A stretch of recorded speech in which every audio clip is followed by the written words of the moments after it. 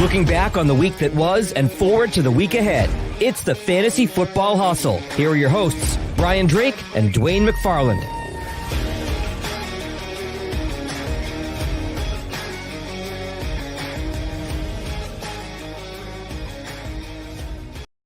All across the fantasy universe, welcome into a very, very special Fantasy Football Hustle powered by the good folks over at Pro Football Focus. I am Brian Drake of FightingChanceFantasy.com, joined as always by you know him, you love him, the king of tight end premium drafts. It is the one and only Dwain McFarland.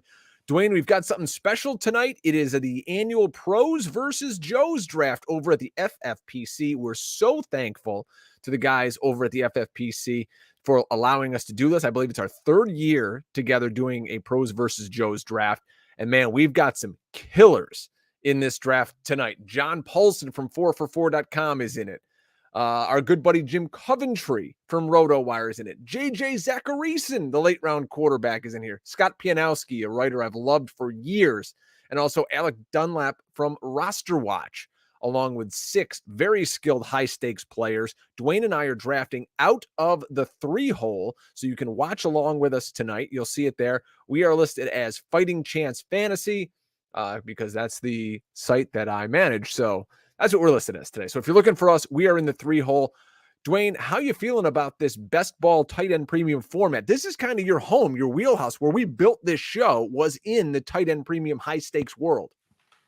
Yeah, I love this format because it's 1 quarterback, 2 running backs, 2 receivers, 1 tight end, plus 2 flex. And if you're playing tight end premium, it just leaves so much flexibility for those 2 flex spots. It could be running back, it could be receiver, it could be tight end. There's just so much room to sit back and see how the draft unfolds. And, just plenty of opportunities to pivot, based on the way things are going. All right, and the draft has started. We are on the clock next. Dwain and I talked a little beforehand, so we've got a little bit of a strategy here as to what we're going to do. The board has yet to update with who went number 1. Do you see it on your end? No, it's saying service unavailable. Oh, boy. But, it'll probably come back in a minute. Looks like 101. John Paulsen took Jonathan Taylor. Yeah, Jonathan Taylor's off. But, yeah, the board should be updating now. If you'll refresh it, it should refresh. I show JT gone. There we go. Jonathan Taylor is gone. So sitting here at 2, tight end premium, even though that's the name of the game we're in, I don't necessarily think that's the way we're going to go here in round 1. No. It's a little early for Travis Kelce, you'd think? For sure. We're taking Christian McCaffrey if he's there. If he's not, we're taking Justin Jefferson. There you go. It's very easy. So the thought process coming down was if it comes to between we're on the clock. So if it's between Justin Jefferson and or we Cooper get Christian Kupp. McCaffrey. Boom. So easy. And of course, service unavailable. So Cooper Kupp goes second to Wolf Ticket, and we land Christian McCaffrey. I know there's a lot of fans out there, Dwain, that are like, it's still telling me we haven't picked Christian McCaffrey yet. So yeah, this board is slow tonight. Yeah, I don't know what's going on, but like I've drafted Christian McCaffrey 4 times now, and he's still not on our team. So I don't know. Yeah, I don't know why it's so slow tonight, but yeah, they're having problems.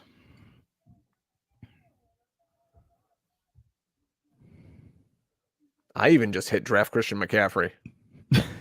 Everybody's hit draft Christian McCaffrey.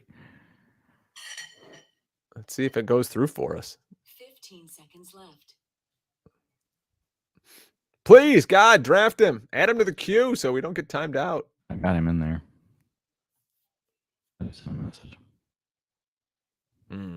We'll see what happens here, folks. See, you're all here with us. We're trying to get him. There it goes. Player selected. Yeah, so it's just basically taking who's at the top of your queue, and draft's gonna take forever. Well, I got a beer crack. It's my daughter's 8th birthday. We got some guys in here too. You're currently on auto draft. Let's turn off auto draft. Yeah, I don't know what's going on. Yeah, it's my daughter's 8th birthday party today out there, Dwain. So there are still people. You can probably see if you're watching on a YouTube channel behind us. Like my in-laws are walking around. My wife's out there drinking some Bud Lights. The coolers are still flowing. So I had to come in because I'm a man of the people. Dwain and I have to put this show on. But yes, there is still a party going on behind me, as you may hear. So Christian McCaffrey, Dwayne, people all over the fantasy community are like, all right, yeah, but he's burned you 2 years in a row and blah. I don't think it matters. When healthy, nobody on a per touch basis can give you that upside. The points that he gives you are just through the roof. If he gets hurt, he gets hurt. So what? Derrick Henry got hurt last year. Jonathan Taylor could get hurt this year. Nothing is fail safe in fantasy football. So you have to say, well, who's going to give me the opportunity to score the most fantasy points? And at running back, there's no doubt it's Christian McCaffrey. Yeah, I mean, just go look at his points per game last year. Even just in the games where he had at least 50% of the snaps, you're going to see a lot of high 20 point scores. In PPR. So CMC, you could very easily argue, honestly, should be the number 1 pick overall. If everybody knew CMC would be healthy, he would be the number 1 pick overall. Mm-hmm. Yeah, I think in a lot of home leagues, he still might go number 1 overall. The upside you get from him with his receptions, and now he's got a better quarterback. Still has, I think a pretty good offensive mind calling plays there in Carolina. He's got good weapons on the outside, so it's not like everybody's just going to be focused on McCaffrey. They're not going to stack 8 in the box like they do against Derrick Henry. The draft is now paused. Yeah, because it's not working for anyone. Oh, boy. So we'll see what they come up with here. Don't really have this kind of problem very often, actually, ever with FFPC to give them some props. Like this kind of weird stuff can happen, I guess, at any moment. Oh, we're on the clock again? What? We're on the clock. We should go kicker this time. Are there kickers available? Let's see I don't know what's going on here. So while this is going on, my daughter's birthday, Dwayne, we did a wrestling theme and we dressed up my trampoline outside as a wrestling ring. We had Nacho Man chips. We had CM Punk, CM Punch, Booker, Iced Tea. You had Devontae Booker over? Oh, yeah, he lives next door. Did you tell him he looks just like Saquon? He performed like Saquon last year too. He says we got some guys who are really smart here in our chat. It says it worked in Microsoft Edge. I don't even know what that is. Chrome seems to be an issue. Well, I'm doing it in Chrome. I don't know about you, Dwayne. I always draft in Chrome. Yeah. No, we'll see what happens. I'm not even getting anything in chat, so I'm gonna leave and come back. Just got the draft resumed, so I'm gonna draft Christian McCaffrey for us again. I'm guessing they're just gonna put him on our team, but I don't know. I keep clicking him, and he doesn't want to go there. Riveting radio for you folks listening at home. Yeah, sorry, and I'm trying to finish dinner. What do you have? As we're starting, Amanda made stir fry, so some chicken, some veggies, a little bit of rice. It's good. We've been out at the pool. Been out the pool like you guys. We didn't have Nacho Man, or anything set up out there, but yeah, we had about 38 Domino's pizzas outside. So probably around the 8th round, I'm just gonna mosey up to my garage and grab a cold Domino's. 15 seconds left. We're still trying to draft. Oh, hey, it gave it to us that time. It finally let you should leave the draft room and come back in. That's what I did. Boop. Left the draft room. It still hasn't put us up on the draft board. Yeah, it's up there. Oh, there it is. Okay, so McCaffrey's there. Kelsey did go off the board at the 1-4. Our good buddy Jim Coventry, he took Justin Jefferson, who we were kind of eyeballing at the 5 spot.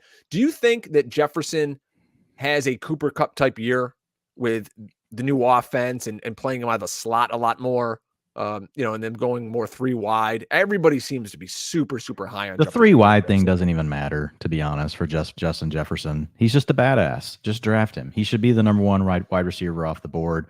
We haven't seen a profile this elite like since back with Randy Moss, those kind of guys. Like, you just draft Justin Jefferson. Yeah, we like Cooper Kupp, but he got helped a lot. Playing in the slot, he'll still play in the slot. Justin Jefferson's the best receiver, in the NFL. And he's younger, so you're not going to go wrong with Cooper Kupp or Jefferson. But if I only get 1 draft, I'm drafting Justin Jefferson, and I have Jefferson number 1 in my ranks over Cooper Kupp.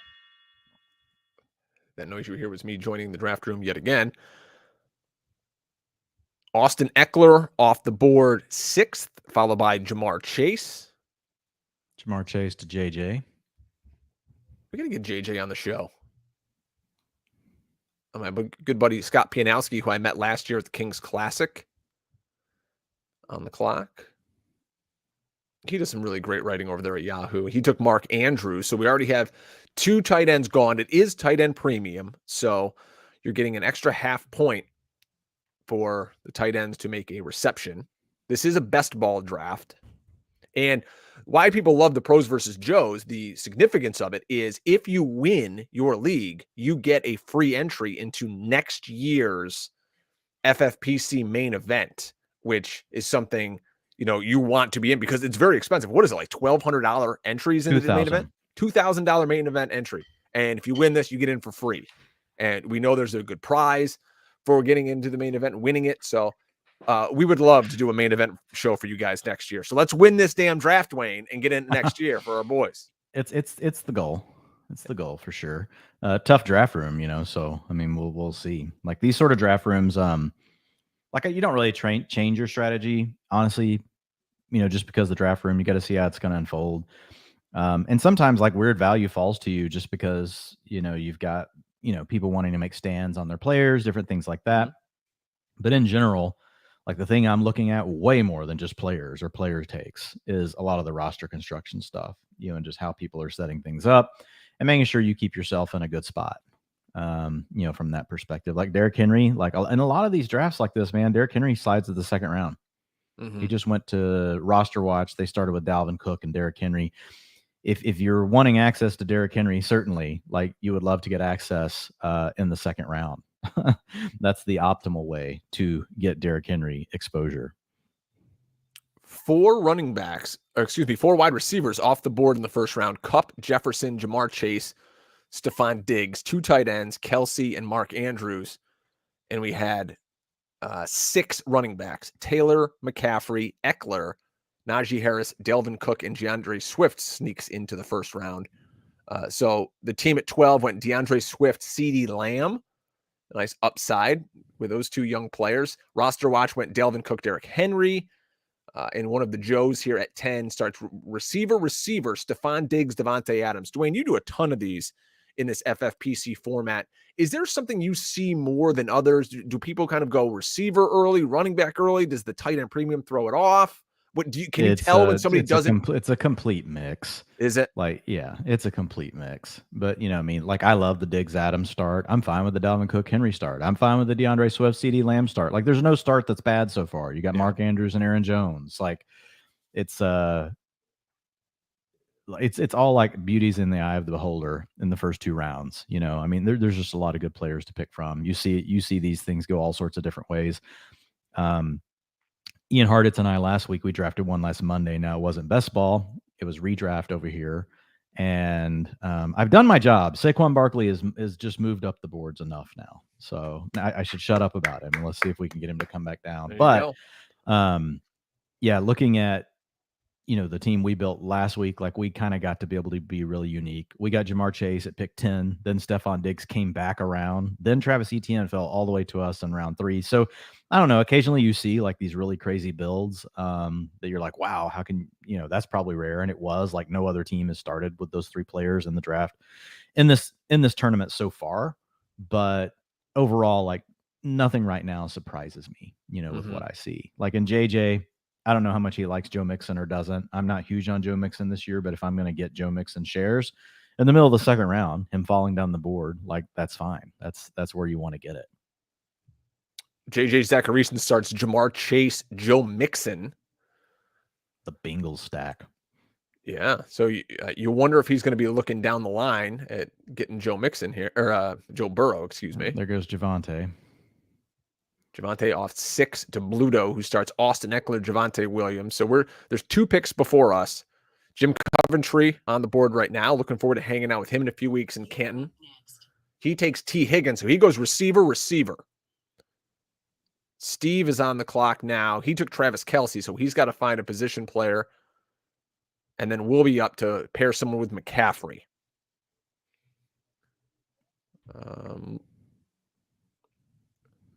Looking over at your queue here. Well, so your thoughts on Leonard Fournette? Like I'm good with him, but like Would you go Leonard Fournette or Kyle Pitts? Kyle, don't talk like that. And I don't know who's listening to this. There's a reason I didn't say Kyle Pitts' name. well, because Kyle Pitts is who we freaking want. Yes, we're taking him. Well, so yeah, we took Kyle Pitts. Drake, come on, man. Assume, be a freaking professional. I didn't think he would go Kelsey and. Oh yeah, in this format, people will absolutely. You think they'd absolutely go back to back? Yes, okay. They will. It's tight end premium. Look at you trying to. What do you think of Leonard Fournette? I think we ain't taking him. Well, he would have been the pick if Kyle Pitts was gone. So, what kind of year do you think Kyle Pitts can have with Marcus Mariota? I think Kyle Pitts can be the number one tight end in all of fantasy football. That's what really. I think.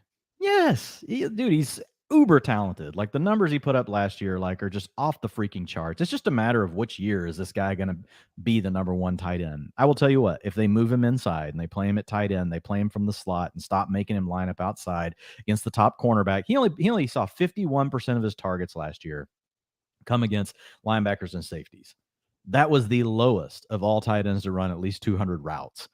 Get this guy inside. Dude, linebackers and safeties can't cover him. If that happens this year, he'll be the tight end one this year. And so when you look at Marcus Mariota, he's already supported Delanie Walker. Delanie Walker was like a top 3 tight end like 3 years in a row with Marcus Mariota. So yeah, there's certain quarterbacks we're really scared of. Mariota doesn't really bother me. He's not one of those that really bother me for the sake of Kyle Pitts. Fournette just goes to John Paulsen from 4 for 4 at the 2-3 turn. He goes Fournette Allen.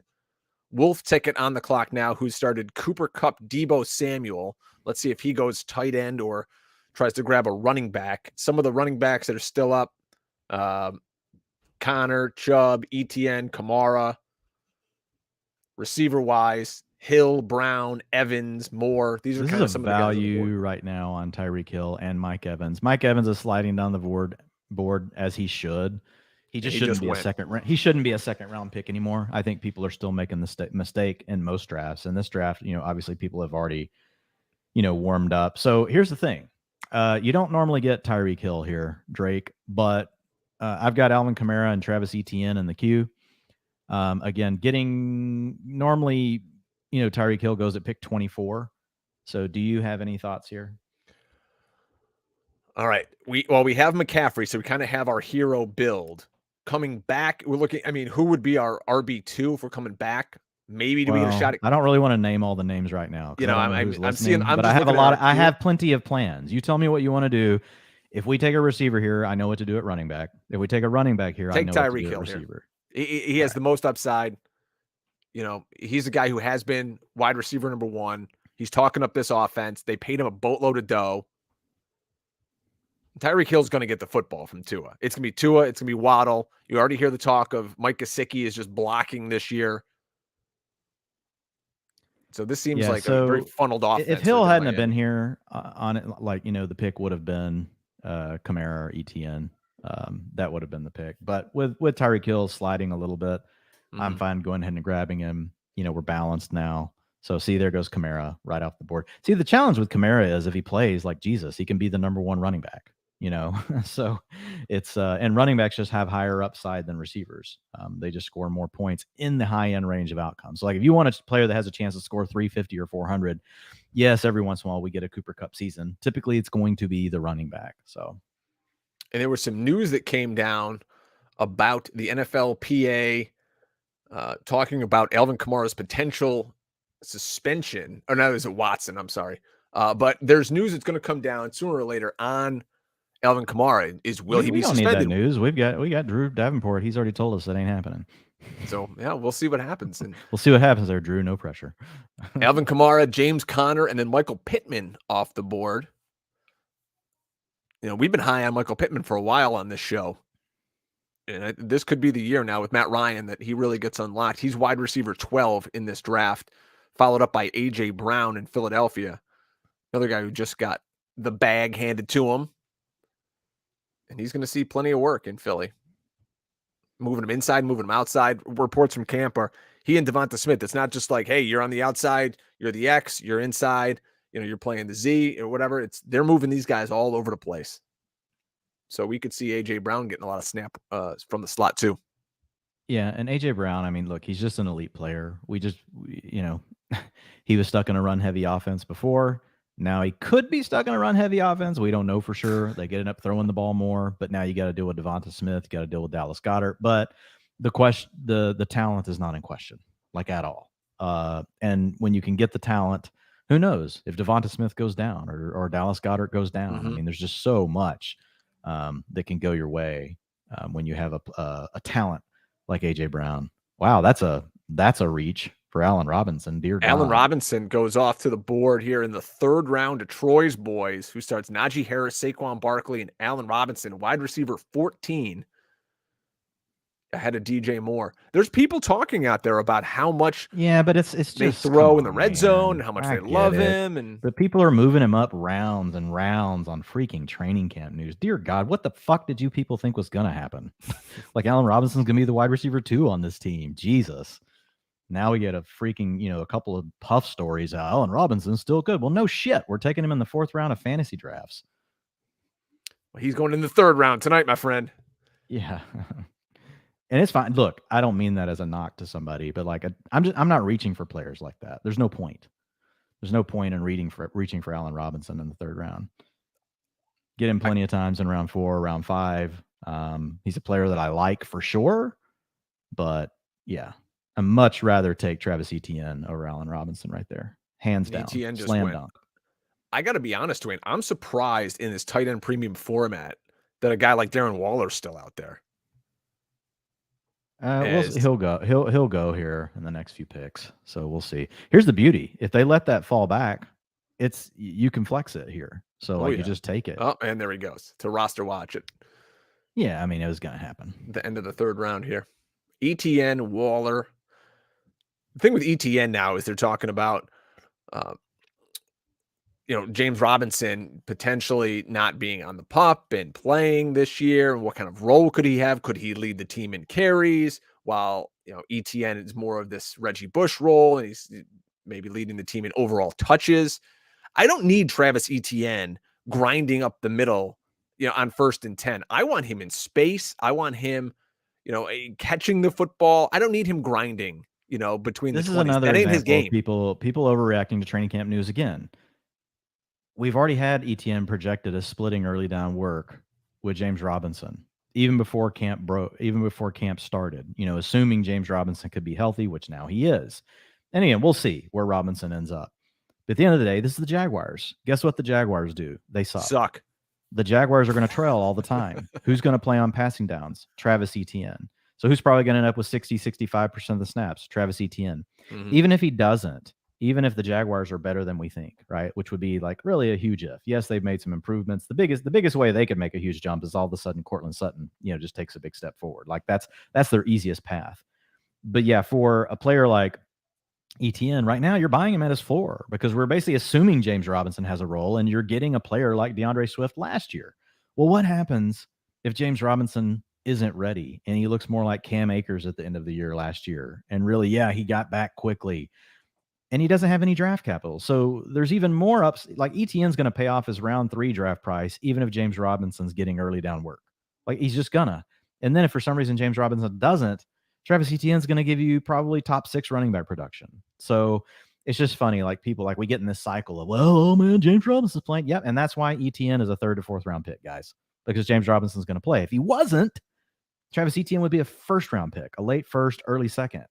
But because we know James Robinson is there, that's not what we're doing. So it's, the overreactions, you have to be careful with them because remember, it's nobody's fault. A lot of people are just now getting into fantasy football. So if you've already been creating your ranks and going through everything, you've already baked all these things in, like don't double count stuff like this. That's what drives me nuts is when I see analysts that I know already knew James Robinson was a potential play.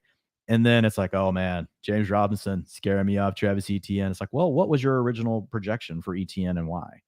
I mean, if you had Etienne projected, for 85% of the snaps, well, then he should have already been like in your top 12 backs anyway. Should have been like you should have been in like your top 6.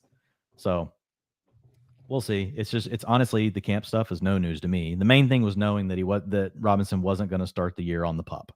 And honestly, it's a good thing because it keeps Etienne at least down in the 3rd, 4th round where you can get the value. Because if we really thought James Robinson was going to play, like Etienne would just get super steamed. Oh boy. Well, Etienne, I think, is going to fall in your home leagues. Let's hope he falls in the 4th round in home leagues. Dalton Schultz off the board here, middle of the third round, is tight end 5 off the board. Goes ahead Same guy that took Allen Robinson. I don't know who this player is. I don't like his team. I like Saquon Barkley, and that's it. Don't like Najee Harris in the first round. Don't like Allen Robinson in the third round. I am never, ever, even in the case of a fire, taking Dalton Schultz in round 4 of any draft. Even if you gave me 5X for tight end catches, well, then maybe I would. Dwayne's a Cowboys fan, and he's saying this too. But you know why I like Dwayne? It's an archetype, man. It's a profile. He thinks with his head. Yeah. Look, Dalton Schultz, fine, but he's just people are pumping him up due to us, just because they're trying to give him targets on a spreadsheet. Like, he's not really that good of a player. He's an above average player. Yes, he's going to have some opportunity, but that's a reach. Sorry. All right, we're going to be coming up here next.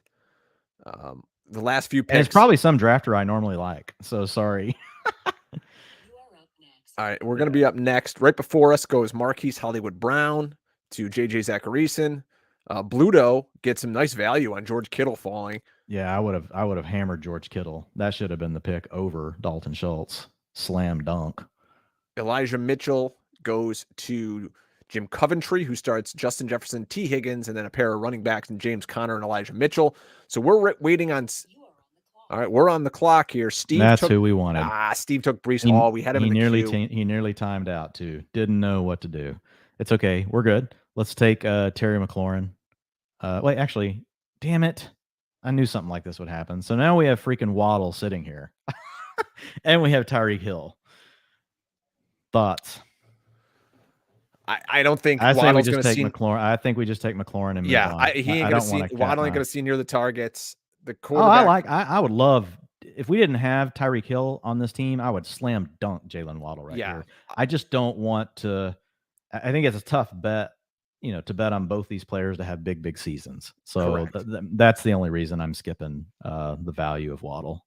Yeah, you can't put all your eggs in the Tua basket. And Tua also a guy who maybe he's not the most healthy guy in the world. So if he goes down, then you're really screwed. All right, so we're going to be coming back around. We got McCaffrey, Pitts, Hill, and McLaurin. And we're just letting Zeke sit here. Pick 36 is where playmakers. Zeke normally goes. And yeah, he's falling straight down the board as he should. I mean, there's only one QB off the board. We've got 6 tight ends off the board in this tight end premium format. And we've had 20 running backs go as we get ready. Wolf ticket here. The guy picking out of the 1-2 has gone 4 straight receivers. He's just pissing yellow. Kupp, Samuel with his new money, Mike Evans, and Jerry Jeudy. So when he comes back around, you got to think, I mean, he doesn't even have a tight end yet in a tight end premium league. He doesn't have any running backs. Who knows? Maybe he'll throw us a curveball, Dwayne, and take a quarterback. Yeah, well, we definitely are on receiver here. There's not a running back I want. I don't want Dave Montgomery. I don't want Zeke Elliott. I don't want J.K. Dobbins. I don't want Josh Jacobs. I don't want Antonio Gibson. I don't. These guys aren't even taking Jalen Waddle. If he gets back here, I'll take him. Like, Jalen Waddle's here. At this point, the value is like huge. I mean, what are we going to do? All right, so we're on the clock. All right, so we're going to take Waddle here because the only other options it's guys. Well, I mean, there's plenty of options. We can go with DK Metcalf. We go Rashad Bateman. We just go ahead and take Amon-Ra St. Brown. I'm good with any of those if you'd rather have them. This value is crazy on Waddle though. Would you want to come back later and try to get Tua or screw him? I don't want Tua. That's the problem. I don't want Tua. So we don't want Tua, but we want his weapon. Well, we'll take him on this team, but I'm not going to reach for his ass. That's for sure. All right, this is a unique thing. One of those guys is going to blow up every single week. Yeah, it's fine. It's just a weird, it's just a weird thing. Because let's look at who the other guys who are here. DK Metcalf. I know you had a great tweet about it today, like what Josh Gordon did with some terrible quarterbacks. DK Metcalf has terrible quarterback play. Other guys on the board, Bateman, who knows how much they're going to throw the ball, and who knows if he can ascend to be the wide receiver 1 really on that team. That's the role we have him at right now. But I cannot believe Jalen Waddle got past John Paulsen, like down at the turn. To be honest, did Jalen Waddle die today while I was in a swimming pool an hour ago, and I don't know this? Look at that Miami double, baby. No, a lot of guys in the chat are asking if we're going to take Tua. No, we trust me, folks. We will find other options at quarterback besides Tua Tagovailoa. I mean, Tua's fine. I'm never gonna reach on him. Yeah, I mean, if he's there way I'm just late, searching. Honestly, I'm just searching. I'm like making sure Jalen Waddle didn't break a leg today. Because I'm like, why is he even still here on the board? Because honestly, I haven't checked news in about 2 hours. I don't see anything. Just one of those things. Yeah, there goes Metcalf, Mooney. What do you think about Mooney this year? This Meh. new offense. Meh. Still, it's a bad offensive line. I like him. I just don't I never prioritize him. You know, I like Mooney. I never prioritize him. Look at this. Zeke just still falling. I get Zeke coming back around. I'm there he is. To see who's going to finally take him. Bluto at 6 takes him. He's got 3 running backs: Eckler, Javonte, and Zeke to go along with Pittman and Kittle. How about this news now that's coming out of Denver? And I saw, a lot of the guys who are reporting in Denver saying, listen, it is 1 rep for Javonte Williams and it's another rep for Melvin Gordon. It's a new staff, but it's not that different from last year. And we know coaches love Melvin Gordon. They love guys that can block. He can catch. They loved him so much they freaking iced his ass and let him go sit out there in free agency forever and said, fine, Melvin, couldn't find anybody else. Here, we'll chunk you $2.5 million. I'm not buying it. Freaking training camp overreaction BS as usual. I remember typically, honestly, there's really not much we get from training camp. Let's be honest. Like the preseason games give us more. Like you're listening for the steady drumbeat on stuff, but this stuff around practice and it's like, it drives me nuts. For some reason, my microphone just went out right there and went off. Whoops. It's definitely a risk, obviously, with Javonte. But like the stuff like that, like whatever. I remember hearing Adam Kaplan on Sirius XM, and he's had some sources in Denver. He's an NFL insider, and he was saying, listen, they drafted him to be the man. And he goes, this is it, folks. He's the guy. So people are loving salty Dwain tonight. Yeah, am I salty? Yeah, I had a few beers before. Sometimes my filter goes off. Dude, I'm such a loser. I went out and picked up all the beer for my daughter's birthday party today, and I'm like, all right, I'm gonna start drinking at noon. So it's 8:00 East Coast when this draft starts. I got this 3.7% IPA just to make sure after I drink 38 of them that I'm still adequate enough to run a stream here with you. See this? I'm thinking of you folks out there. Could have had some double IPAs and I'd be sleeping right now, but nope, we're doing it for you. What are you drinking? I'm drinking water now. I drank 3 Miller Lights before the show. What are we going to be drinking in Canton in a few weeks? 2 weeks. 2 weeks, my friend, from tonight. Yeah, man. We're leaving Canton. I don't know what we'll be drinking. We'll just see. We'll just see what happens. We'll play it loose. Rumor has it we could be drafting against each other, but that's the rumor. We'll see what happens. Hustle versus hustle. All right. Oh, my guy Juju off the board to RosterWatch here at the end of round 5. And we just saw our second quarterback go off the board to end round 5 to Chris Vincent. RosterWatch trying to set up that Juju Patty Mahomes stack. We'll see if he comes around and takes Mahomes here in the 6th. I'll be honest. I've never been in a draft where Waddle falls that far, and then you have to feel kind of like, do we take him? Honestly, now looking at our draft, I wish we would have taken Alvin Kamara in the 3rd round. It'd be CMC, Pitts, Kamara, McLaurin. It would have been Waddle first. Honestly, we would have just taken Waddle first. Probably wouldn't have got McLaurin back. It would have been one of these other receivers. He probably would have went off the board.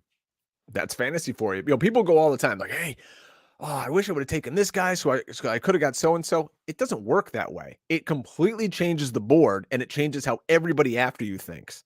Yeah. So just because you did go with Patty Mahomes. They did. Setting up the stack. So it's okay. We're just setting up the Tua stack to take the whole thing down. I got to look up who their backup quarterback is. We draft his ass too. Do you usually see in these formats, and again, now we've got some pros in here, maybe guys who don't play a lot of FFPC, But when do the quarterbacks really start going hot and heavy here in this tight end premium format, or is it all over the board? Everyone builds a little differently. It's a little all over the board. So typically in normal FFPC drafts, the quarterbacks fall, but when you move back into tight end premium, that pushes them back up the board. But as you can see, like in a room like this, as it often plays out, everybody's waiting on the quarterbacks. Josh Allen didn't go to round 4. He's a round 2 pick on ESPN, right? He's a mid-round 2 pick on Yahoo. He is a 3rd round pick on Underdog. And now here we are over here in this format with these specific drafters, and Josh Allen falls into the 4th round. Dallas Goedert auto picked. I had Goddard in the queue. Oof. And this guy got auto picked. Probably wasn't looking to take him. Maybe got some issues with his browser or just froze and said, I'm out of here.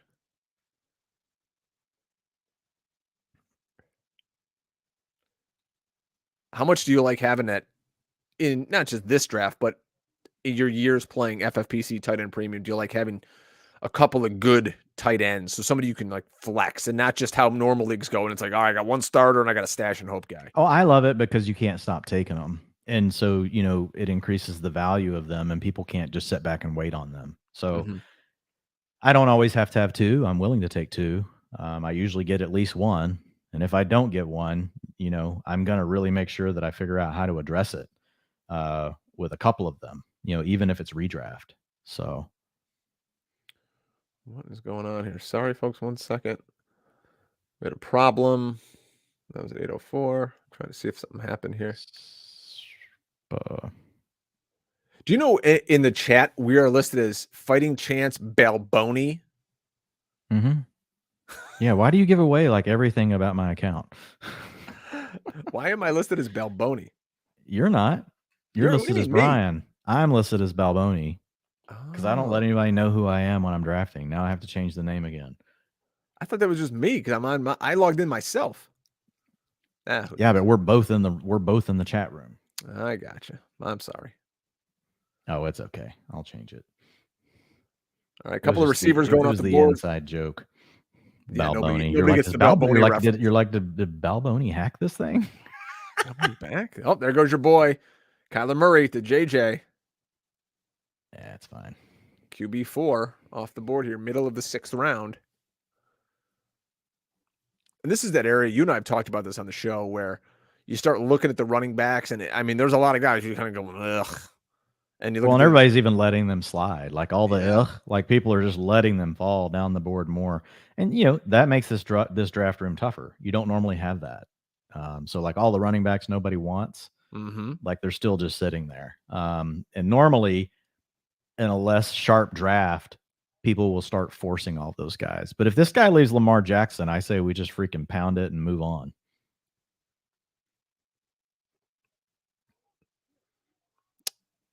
Thoughts? Now, here's the other thing. I love Michael Thomas here. I have Michael Thomas as my wide receiver 22. I think one of these quarterbacks come back. Oh, yeah, absolutely. Go Michael Thomas here. There's still on the board, just for reference, Burrow, Hurts, Lance, Lamar. There's a lot of guys on the board. Somebody's coming back to us. Yeah. If Michael Thomas is anywhere remotely close to Michael Thomas, and his competition is Chris Olave, who couldn't get physical with a pillow, and 80-year-old. I like Olave too, but Michael Thomas, if he's healthy, the range of I've got his median projection at 125 targets this year if he's healthy, but I still have an upside of 160. So I'm like, you give me an upside of 160 targets. Here's the thing: these guys behind us aren't taking 3 or 4 quarterbacks between them, so we're getting one of Lamar Jackson or Jalen Hurts. Alan Lazard. Are you guys kidding me? Woo!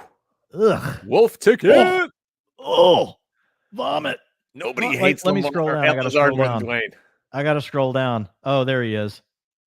Wide receiver 55. I found him.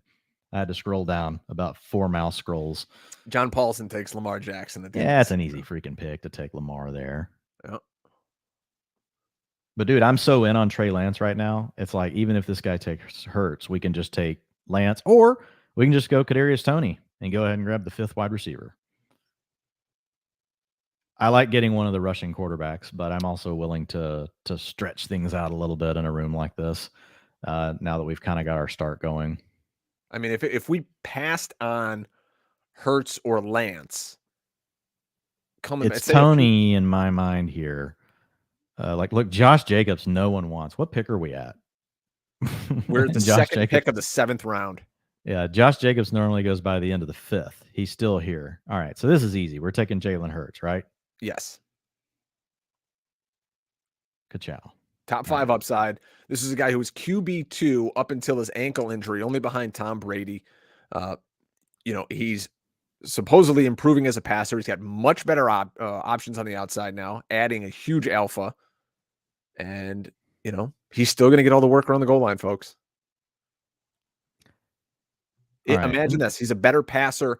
Oh, and he's still going to run for 60 to 100 yards per game. He's giving you a free touchdown every week. And let's see here. Okay, good. He doesn't have the same bye week as Tua. And there goes Russell Wilson. So this is good. Like, grabbing the quarterback, and now if everybody else sticks on the quarterbacks, there goes Joe Burrow. Oh, yeah. That's why we had to take it here. Perfect. And here's the other thing, Dwayne, about Tua. You would think somebody who had Waddle or Tyreek down the road would go, let's stack Tua with these guys. We're the only people with him. Why would anybody want Tua naked? Yeah, nobody's going to want Tua now. So you're right, dude. You're very right. This is a good, sharp call by you. You do this is what you see, and you see in drafts. Like you'd probably do them. You're over on Underdog. You're sitting there. And you're like, man, why is Joe Burrow still here? And you're like, well, because the guy that has T. Higgins and freaking Jamar Chase has both of those guys, and he hasn't taken Joe Burrow yet. And everybody else is like, well, why the hell am I taking Joe Burrow? So, yeah. I do think there's a limit to that crap. I think people push it too far sometimes. Man, it ain't my stack. I ain't taking him. And it's like, okay, like, well, look, if the quarterback is like 3 rounds past their ADP, like, yeah, we care about stacks, but come on, like at some point there's some value there. A couple guys in the chat talking about Drake London, wanting us to pull the trigger on him. We do have Pitts. I'm sure you can get Mariota whenever you want later in this draft. I like Drake London, but with our build, I'd much rather have the upside elite quarterback in a best ball where I know every person in this room is going to take 2. Mm-hmm. And so and if you look at quarterback scoring over the last 5 years, over the last 10 years, the QB1 is scoring more and more and more than the QB12. The cutoff where you can kind of stay close is around QB6 because that's really where your dual threat quarterbacks end. So if we were to do that, like I would have been willing to give it a shot, but what you're really praying for is for Trey Lance to come back. And then if you miss Trey Lance, then I guess we're just kind of all in on like on a Tua season, which doesn't make me necessarily feel great. Although I guess, I would want it to make me feel great because we do have 2 receivers. Yeah, we need him to have a good season. But remember, folks, Jimmy Garoppolo has supported multiple great weapons for the 49ers and never been a good fantasy quarterback. So that's the thing you got to remember with Tua in this style of offense. A couple of running backs. And notice like JJ, he took Pollard ahead of Josh Jacobs, who had slid like 30 picks, ahead of Antonio Gibson. And so that's why I didn't want to mess with Pollard or any of that there. I'm like, let some of this other trash like go off the board first and let people take it and then come back around, to some of the running backs. Hurts has the upside. We've seen it because he was there to be a top 2, top 3 fantasy quarterback. We don't need him to be top 5. That'd be great. Tony Pollard, Josh Jacobs, Antonio Gibson literally have no chance of being the top running back in fantasy. I mean, well, they need an injury. Tony Pollard could easily be the RB1 with but he needs the contingent a lot value. of help. Yes, he's got to have the injury. Miles Sanders goes off the board. People going crazy doing about Miles Sanders and saying, did you see Miles Sanders ran with the second team in Eagles camp? Folks, the Eagles have 5 running backs in camp, right? You got to play 17 games in an NFL season. They have 5 guys in camp. They need to really watch their reps. So that's your dude out there, Christian, Elliott Parks, like sending every he's rep. The worst. He's a fucking idiot. He's doing target shares on practice. Parks is a moron. Nobody in Philly, even the media, they don't respect him. He's a hot take artist. He's a young kid who got a gig, and he's just like a hot take artist. He's obnoxious. Nobody pays attention to him. Get off my soapbox. Now, this is on YouTube. I'm sure I'll get tweeted at by ESP later. Tell us how you really feel, Drake. Yeah. Oh, man. Clyde Edwards-Helaire. So a lot of these kind of, third tier running backs going off the board, guys who, if I was playing in my home league, I would want like Sanders, CEH to be like my third running back, because we play half point PPR and, it's running back centric going crazy there. But I don't know. You're looking to go, is there massive upside with any of those guys? I mean, it's no different than some of the other guys who are still on the board. They're dead zone running backs. They're dead zone running backs. Miles Sanders is a dead zone running back. Antonio Gibson actually has the profile we want, but they just added when you add a third wheel, things just get awkward with a third wheel, Drake. We have the Eagles goal line running back. His name's Jalen Hurts. We do. CEH, DeAndre Hopkins. Just took him in a best ball draft today. DeAndre Hopkins is such an interesting case, Dwayne, where we know he's going to miss 6 weeks because of the suspension. He's got a great quarterback. He's going to come back fully healthy. You hope it's one of these situations where he's healthy when he comes back, and it's not like he needs to ramp up and then, oh my God, he has fine. A hammy. That's the beauty of him. Unlike a Godwin, some of the other guys, the downside is, you don't get him for the first six games, but by week 7, he's going to be fully healthy. He's already fully recovered from his injury, from what I've read. And now he gets an extra 6 weeks. Plus, he's got the drugs in his veins. He's got the PEDs helping him get better. So it's just a plus. The timeless Tom Brady goes with the 4th pick of the 8th round. So now Tommy's down there with Julio, Evans, Godwin, Russell Gage. I thought the Julio news, regardless of what you think about Julio could do, it helps. I don't care about Julio individually. It helps Tom Brady. But Tom Brady just lost his center. He's got 3 new interior offensive linemen, center and both guards this year. To me, Dwayne, that spells trouble. That's tough. As a guy who likes to get the ball out quick, doesn't like pressure in his face, is not very mobile. He's good moving around the pocket, but he's not going to get out and go anywhere. That's a big time issue for me, is losing those 3 guys and replacing a center and 2 guards. Yeah. Pressure up the middle is tough for any quarterback, but it is Tom Brady, like one of the quickest releases in the league. So if anybody can overcome it, especially out of shotgun, it's going to be him. It's definitely a story to monitor, though. No quarterback likes pressure at their feet, especially, older guys trying to stay healthy. So There goes Trey Lance. Oh my God, really? There goes Chase Edmonds. That was the pick. So we're on deck. Steve's in front of us. Chase Edmonds was a quick pick to who's picking for RotoWire? Is it Coventry? Yeah, that's a sharp pick. Our buddy Jimmy. Jimmy. People are snoozing on Chase Edmonds. See, Chase Edmonds in most drafts does not go ahead of some of these other guys still on the board, like Damian Harris, all that mess. You can just pass on. So we need a running back here. So I say we grab Kareem Hunt and love it. And we're going to get, because James Cook just went right in front of us too. So I guess I sent my tweet too early today. Shouldn't have sent it before this draft. But see what I mean? In a draft like this, people are passing Damian Harris to take James Cook and Chase Edmonds. Our goal there was to get 2 of those. And in most drafts, we pull it off easy. We come away with Kareem Hunt and James Cook, or Chase Edmonds and Kareem Hunt, or Chase Edmonds and James Cook. But we're in a room with a bunch of experts. So still some guys out there at running back that I think are solid. Yeah, but that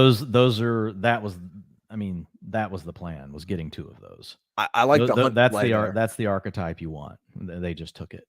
2 things with Kareem Hunt. Number 1, well, many things with Kareem Hunt. Number 1, they're going to run the football because they're going to have likely Jacoby Brissett playing most of the season. Number 2, Kareem Hunt has showed he can be a top 15 fantasy option, even sharing with Nick Chubb. So it's not like we look at him and go, oh, he's a backup running back. No, he's going to play, and he has a big time role. And number 3, he could get traded. If he gets traded somewhere and he's a starting running back, someone goes down in camp. Now we're cooking with gas. Damian Harris goes next, followed by Aaron Rodgers, Joe Dirt himself. There's Ramondre Stevenson. Nobody's getting hyped up more in camp than Ramondre Stevenson. 2 out of the last 3 picks are Pats running backs. Ramondre starts the 9th round. Everyone thinks he's going to be like the new James Cook. Or the James White, excuse me. We're on the clock next.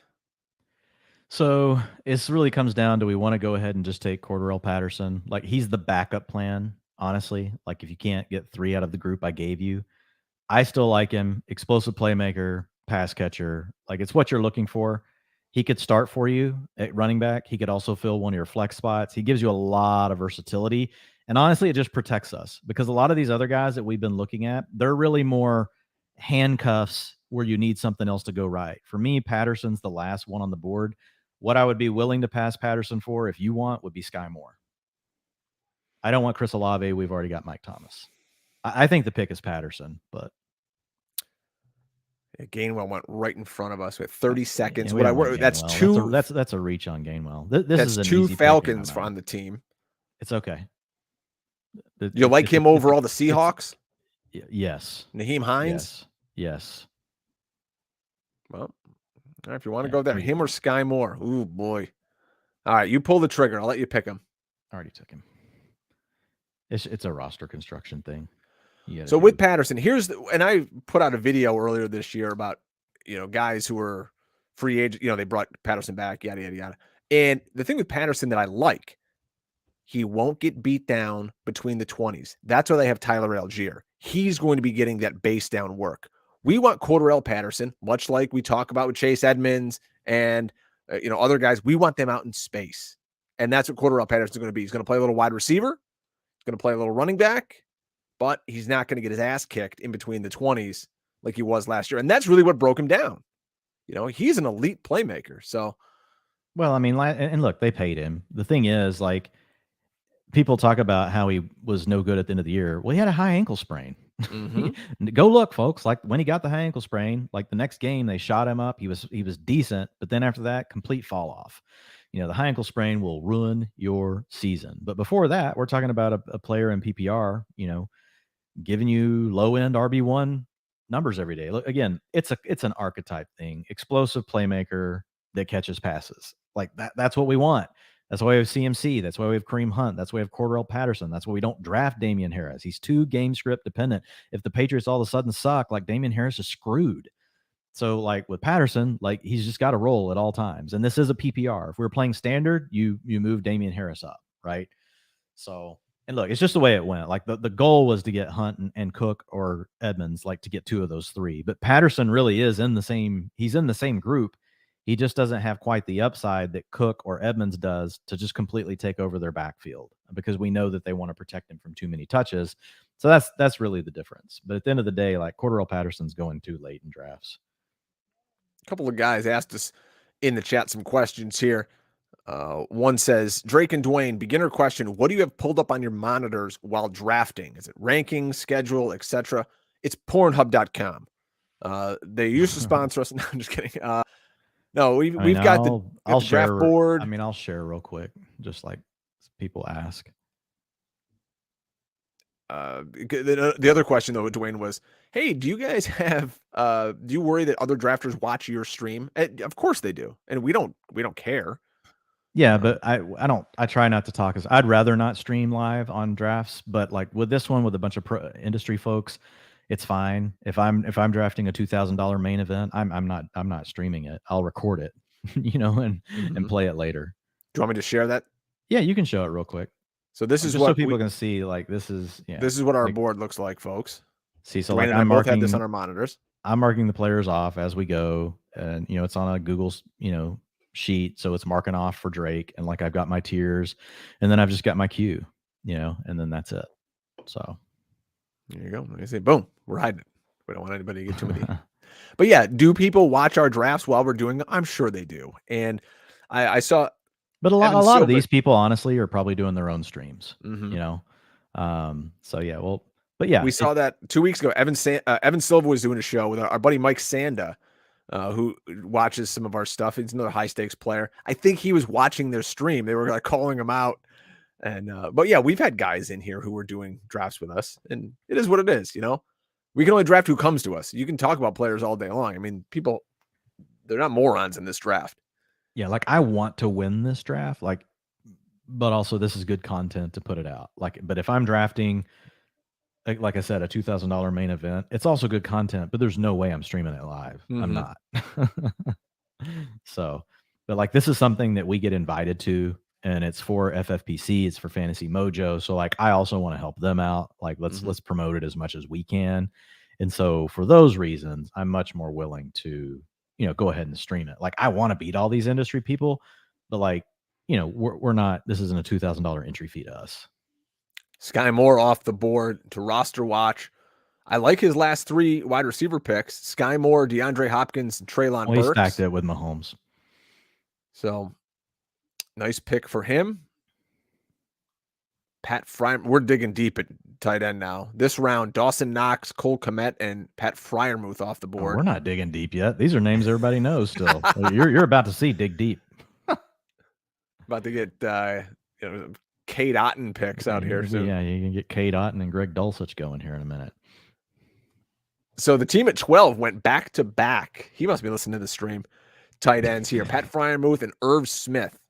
I don't think there was a show, Dwayne, that was talking up Irv Smith more than we were, a year or so ago. Oh, and I still like her. I still like Irv Smith. Could have a great year in Minnesota. Yeah, I mean, look, still got the second round draft capital. You could argue that Adam Thielen, has really been in a decline. His data shows that. We'll see if they kick Thielen inside. We've seen the slot position kind of revitalize some of these late career folks like Reggie Wayne. We've seen it with him, Hines Ward, Larry Fitzgerald. These guys have all had huge years playing from the slot. So that would be great, for Adam Thielen. But he hasn't been able to stay healthy has really been the main thing. And he's been very touchdown dependent.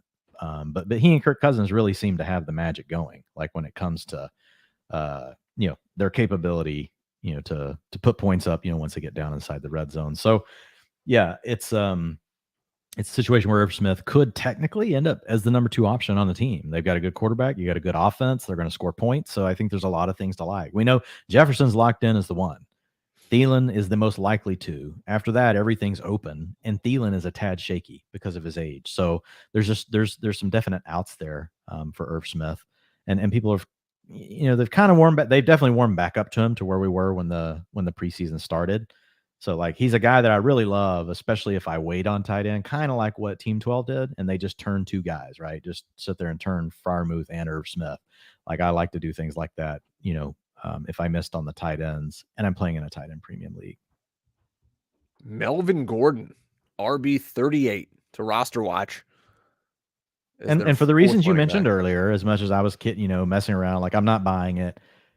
Gordon is a good pick because he's going to have a role. I think it will be less than last year, but he still could give you spike week upside in best ball. And then the contingent value, if for some reason Javonte Williams goes down, if Javonte Williams goes down and he's out for the season, guess what, folks? We'll be ranking Melvin Gordon as a top 12 back probably every week in that offense.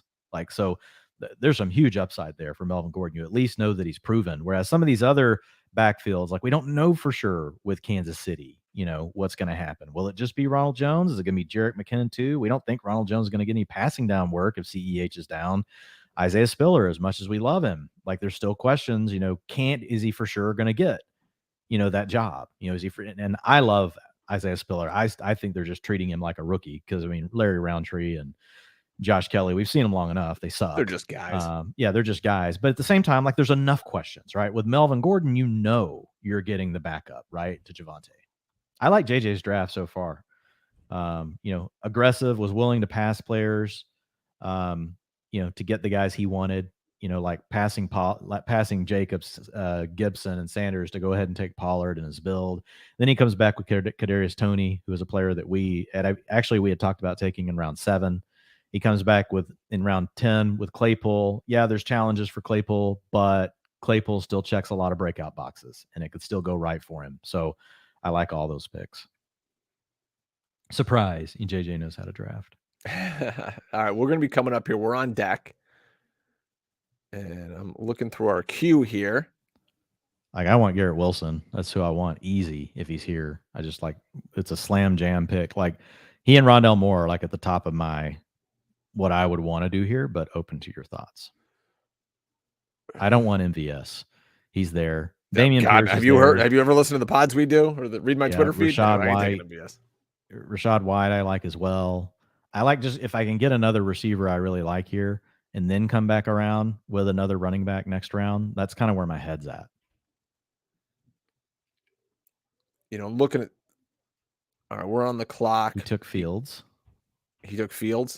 Mm-hmm. My computer's So I think we take Garrett Wilson here. You're just getting a very high round draft pick, and you're just betting on the talent. And this is best ball, and that gives us a 5th wide receiver. It makes our receiver core really strong, in my opinion. And then we can come back, and there's a lot of these kind of pass catching running backs and upside backup dudes that we can take shots on, and a lot of tight ends too. And we know kind of where we're looking here at quarterback, so we can wait on that forever. Well, and that's the thing on a lot of these backs. Like, there are definitely backs here that I like, and I would like to get one of them. Going back the other way, I'm just not. I didn't feel like. Yeah, I mean, you're looking at some guy who's a backup running back on his own team, or a guy who the Jets invested a high 1st round pick in. And it's also just looking at yes, exactly. It's also just looking at the tiers. There's a ton of backs I like here. Like Ronald Jones and Darrell Henderson, they're the same damn thing. Like, I'm fine with either one of them, right? So that's the sort of thing that I'm talking about. I like Henderson. Let Paulsen fall on the MVS sword down there on the end. I have no interest in those guys. It's Juju, it's Sky Moore, Kelsey. After that, forget it. I don't want anything to do with MVS. I don't want anything to do with Hardman. Forget about it. One trick pony MVS. Just let him run wind sprints out there all game long. Once every 12 weeks, he'll catch a deep pass. So I don't know what your thoughts are on Dameon Pierce, but I mean, like, the running backs in front of him are terrible on the Texans. And if there's one thing we think Dameon Pierce might be good at, like, it's the passing down work on a team that could be losing. I don't have a lot of exposure to him, but it's typically because he's gone. Like, he doesn't make it this far. And so, like, he's been going pick 117. Eric Carr goes in front of us. Yeah. So look up some. Yeah. So again, people will start taking all the backup quarterbacks as well. So if you want Tua, here's the place. But my thought is we put a chip on Jalen Hurts, and I don't think anyone's going to want Tua because of your point. I'd rather give me a guy who's got a chance to be a number 1 running back. You like Pierce or Rachaad White? Rachaad White's the big swing. If something happens to Lenny, you're going to call me on week 7 and be like, dude, we're winning that league. So, I kind of like going Rachaad White here because the 2 players we took before, right? They still got Gio Bernard, but they can play. Still have Keyshawn Vaughn. They brought Gio Bernard. I don't care about either one of those players either. Gio's getting nothing. Rachaad White's a huge upside pick. Like, I think he's a slam dunk pick. Like, I think we should take him. Whoa. Yeah, sorry. And you like him over? I got to make a call. We got 5 seconds. All right, no, I'm good. Yeah, pick one of them. I would go Pierce, but that's me. Already took White. It's a roster build thing. I like Pierce because I think if you're going to get, and who knows, you're talking about the running back on the Bucs versus the Texans. That's the difference. If we didn't already have Kareem Hunt and Cordarrelle Patterson, who give us week in, week out, every week, they give us ability to start and they have upside. If we didn't have either one of those, I would have went Dameon Pierce. But the point being here is we're looking for a guy that could actually replace Kareem Hunt and Cordarrelle Patterson. That's probably not going to be Dameon Pierce. If Leonard Fournette goes down and Rachaad White is the starter for the Bucs, and I really don't care about those other 2 guys. Like, literally, like, you could never name them again to me in my life, and like I would actually be okay with it. They suck that bad. Hey, Gio is a free agent. They brought him back. They didn't have for nothing, and he may end up getting cut again. Like, so he didn't get some big contract, and Gio sucked last year. They tried to get him involved in the passing game. He couldn't do it. This is a guy they spent a decent round pick on that was the best receiving back in the draft, and now you get him on the Bucs. Like, dude, you got to swing on the offense. I get it. I don't want players on shitty offenses. Lord knows we've got, 2 guys on the Falcons already. So, and you got to remember the team's not done. You got to keep building. The way we built our roster and we went receiver and tight end and quarterback all before we came back to our running backs, we have to keep throwing darts. So, I mean, we cannot stop. Like, and what we want is ultimately by the end of the year, one of these guys is blowing up our RB2, or one of these guys is so good they're knocking a receiver out of the flex spot. Like that's the ultimate goal that we have. And we got to remember that we're still going to need another quarterback. We still have to take another tight end. And there goes Isaiah Spiller. So there goes Nyheim Hines. So, I mean, we knew the running backs were going to go. It's the sweet spot. Like, but Nyheim Hines is kind of it's like it's a defeating, argument for us to put Nyheim Hines on this team. Because we're basically just like, Nyheim Hines, could you maybe be Kareem Hunt? Could you maybe be Cordarrelle Patterson? Like, that's what we're hoping for. But he's never going to be he's never going to take over the offense. Rachaad White has a chance to take over the offense if Lenny goes down in a high octane attack. Gerald Everett. So three quarterbacks, three tight ends. See, it's only 3.7%, folks. But when you have a 12 pack of them, it adds up. Hunter Henry, Mike Gesicki, Gerald Everett go off the board here in the 11th round. All of them the second tight end on their respective squads. Back to RosterWatch. I like the team they're building over there. They do a fun show on Sirius XM. So our team, again, we'll run it down for you folks. Christian McCaffrey. Then we went Kyle Pitts. And then we hit 4 straight receivers. Tyreek Hill, Terry McLaurin, Jalen Waddle, Michael Thomas. Got our quarterback with Jalen Hurts. Then we remembered running back as a position in fantasy. We went Kareem Hunt and Cordarrelle Patterson. Took the Jets first rounder, Garrett Wilson. And then we just took Rashad White of the Tampa Bay Bucks. As we're getting ready to close out round 11 and come into round 12 of this 20-round draft here, the FFPC Pros versus Joes. Dwain and I picking out of the 3-hole. If you guys are, and there goes Damian Pierce at the end of 11 to team 12. If you're digging what we're doing here, make sure you go over, give us a comment on the YouTube page. Let us know what you think of our draft. Make sure you subscribe to the YouTube channel. If you're digging the podcast, leave us a comment over on Apple Podcast. We'd love to hear it. It really helps out the show. It helps us get found more. And tell a friend to tell a friend, man. That's what we need, Dwain. We need people to, if you love the hustle, retweet it when we put stuff out at FF Hustle. Tell your friends about the show. We need to, I know we're kind of the best kept secret in fantasy and help you win your leagues, but Dwain and I like getting paid too. So, we'd like your friends to listen also. Well, you've got to put in your tweet, Drake, that this account is growing fast. It's like this self-fulfilling prophecy, I'll put it with my... It cracks me up, man, at the end of all these threads. Retweet, this account's growing fast. It's like, if it's not growing, it's growing so fast, you can't retweet it. Yeah, I'm going to put on my account that goes, this account's growing very slowly. There's problems. Dwayne's got 35,000 people that follow him. Out. Dwain has 35,000 people that follow him on Twitter. Dwain has probably retweeted multiple things from me every week for 5 years. And I still don't have 5,000 followers yet. People just look at it and go, nah, F this guy. Mac Jones off the board to RosterWatch. So Kenny Galladay, Mac Jones, Darrell Henderson start round 12. Well, he went with the Jacoby Myers, Mac Jones stack. Like, that's kind of been the MO down there on that end, like turning these stacks. Going with the receiver first, then coming back with the quarterback each time. So you guys that play against RosterWatch, we're just kind of telling you how they build. I like that. You got the Juju. He's got Sky Moore with Mahomes. Everybody's in on Sky Moore this year. Well, he's a rookie. We'll see what he can do. Does that matter anymore? Like, rookies blow the hell up. No. Yes, it does. Yeah. If you're playing fantasy football 10 years ago, it mattered. Like, not now. Now rookies just blow up. Yeah, we took one that blew up last year in Jalen Waddle.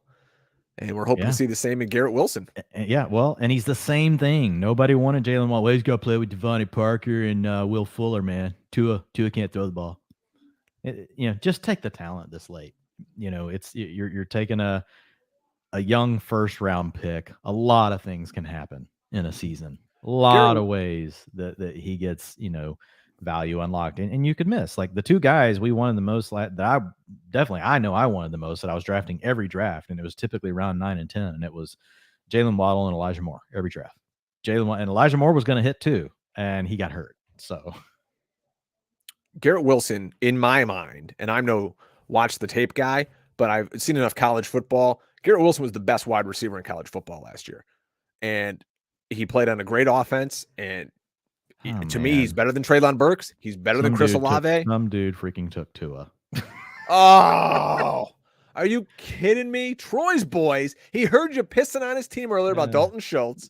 Troy's boys, his team sucks balls. Like, let's just be honest. I like Troy's boys. Like, I probably want to have a beer with him. But that he team stacked blows. it with Mike Gesicki. So, are you kidding me? Hey, well, you know what? We can come back. We can still get Carson Wentz. We can still get Zach Wilson. Good Lord. We can still get Jameis.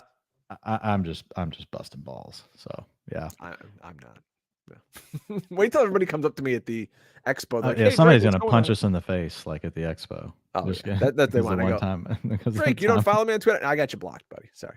Julio Jones off the board to Jim Coventry, a guy who will not punch me in the face because he's a friend of mine and we share beverages together, and he would kill me because he is jacked. So we are on deck. We'll see what Steve does Rondell here. Moore made it all the way back. Look at that. So the quarterback situation, I say we kick it down the road again. You good? Oh, I want guys Rondell on Moore. here. There's no difference between any of these guys. Okay, so and the guy at number 1 has Paulsen already has 2 quarterbacks.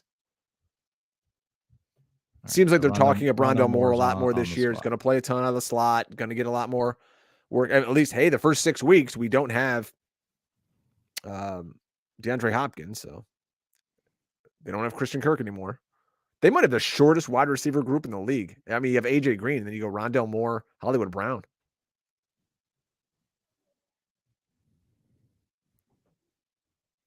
I mean, coming back around, I like Jameis there. If we're going to take a quarterback out of the guys here. Yeah. I like Michael Thomas. I don't know that I like him that much more than Carson Wentz. Like 3 rounds later, though, is my challenge. Mm-hmm. Honestly, like my gut right here says you take Tyrion Davis-Price or Jamal Williams. It gets really hairy at running back after that. We also still need a backup tight end. So man, that list is getting really picked over. And I still like Alberto. I know everybody's off of him at this point. Not me. Yeah, I'm not either. And so I don't know. The pick may just be Higbee and Tanyan just go. George Pickett. I like that pick. He's lighting it up in Steelers camp. Tanyan is gone. Tyler Higbee is gone. Let's just trying to catch up the board here. Cole Kmet is gone. I knew that. I'm looking at your tiers. Hayden Hurst just goes here. So I think we got to take Alberto here. I think so too. I'm looking at your tiers. You got him at tier 2A. Yeah. You got him over a dozen guys that are already taken here. Yeah, I got to move him down a little bit just with all the latest news, but just happy to go ahead and grab the second tight end here. Mm-hmm. And again, down the line, we're looking at quarterbacks. If we need stacks, we could probably get both Wentz and Mariota. Yeah, that's what I mean. I just didn't want to force Winston here. He could come back. There's a lot of guys who draft after us with 2 quarterbacks already. Yeah, there's only 1 or 3 teams that don't. Yeah, I mean, we can stack Mayfield with freaking CMC. Like it's just so many. Like you mentioned, Mariota. There's so many options here. Our weekly guy is Jalen Hurts. Oh, look at this. Fant goes. Then Hooper goes. We've gone 4 straight tight ends. 6 of the past 7 picks have been tight ends. So it was smart on our part to go Alberto there. He's tight end 21 coming off the board in this draft. Again, playing with Russell freaking Wilson now. And I get, we got Greg Dulcich out there and all that. But yeah, the thing is with like Dulcich, like he is not going to play in line. He's going to want to play slot. Well, how's he even going to get on the field? They have 12 slot receivers. Mm-hmm.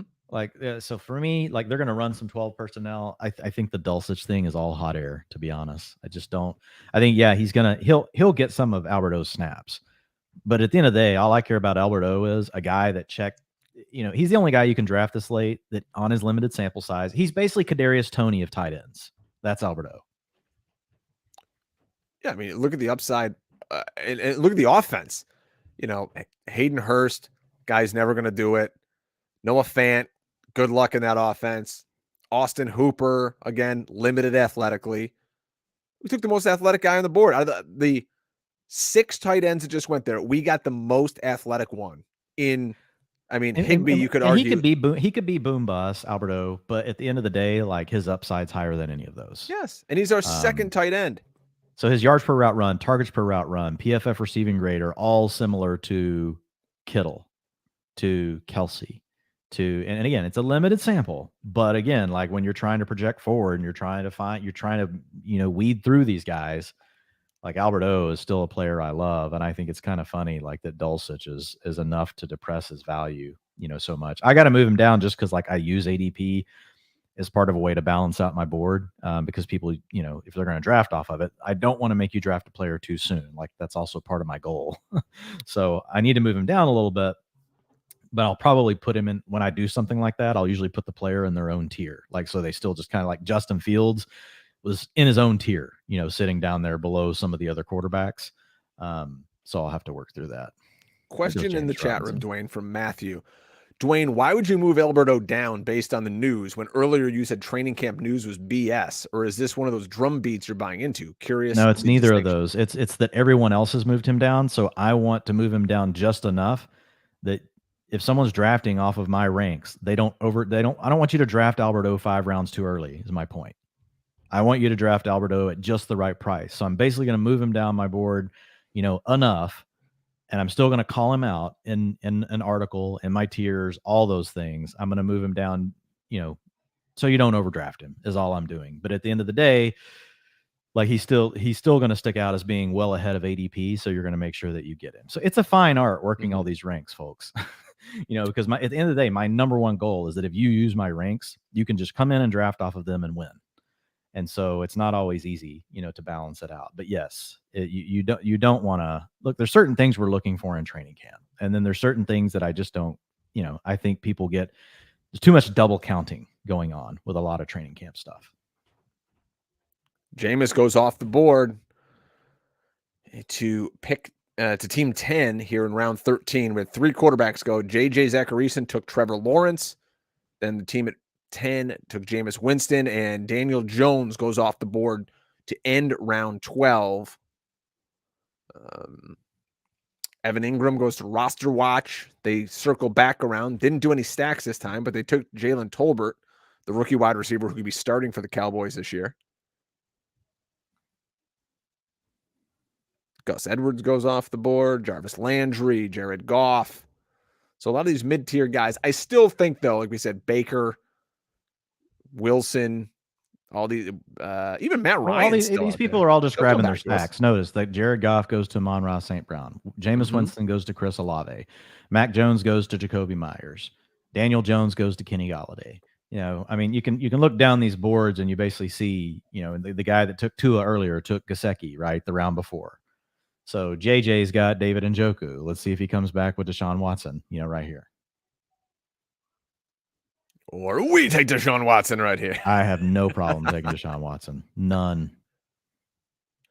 You have no Imagine problem tomorrow when the news breaks that Deshaun Watson has a 6-game suspension.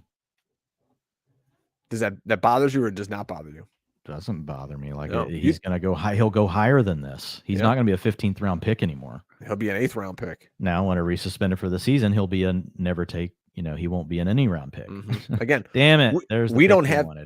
That was Tyrion Davis Price auto pick to guess who? Troy's Boys. Troy's Boys definitely does not sub the YouTube channel. They are some straight up haters over there. Have to get them on the damn. Now that they know who Balboni is, they're spitting fire at us.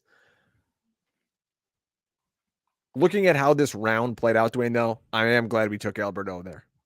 Very glad. Yeah. All the backs, though, that I wanted are all gone. Like Jamal Williams used to be the player I got to draft every round, and like now people are on it. I mean, I got to draft every draft, and so now people are on it. And it's JJ taking him. Like it's a great late round pick. Nobody thinks about Jamal Williams. Well, they're thinking about him more now. But, used to Khalil Herbert and all these other guys, went, around where we're going right now, and you could wait on Jamal Williams, and you can't now. So we missed that whole tier of backs that I wanted. But it's okay. We definitely need more backs. All right, so Mecole Hardman goes right before us. We're on the clock. Okay. So if we want to take the stack, it's Wentz. Honestly, like Christian Watson falling this far, I don't mind just taking another receiver. But like there's not a running back at this point that I want anymore. Like all the ones I wanted just went in front of us, so I would rather just pivot away from running back. Do you like Baker I over just don't. him? Man, Watson? those guys go so much later. It's like Okay. I'd like to. To me, if we take one here, just take Watson and see what happens with the others. I don't know what your thoughts are. That's a major upside play, is Deshaun All right, let's Watson do it. here, because We he's got not it. going to miss the whole season. He's not. We got it. Deshaun Watson. I think he gets suspended for 6 games, 6 to 8. And it's fine. We just took a swing. Like if it doesn't Yeah. happen, it doesn't happen. But like you have to take risks to win.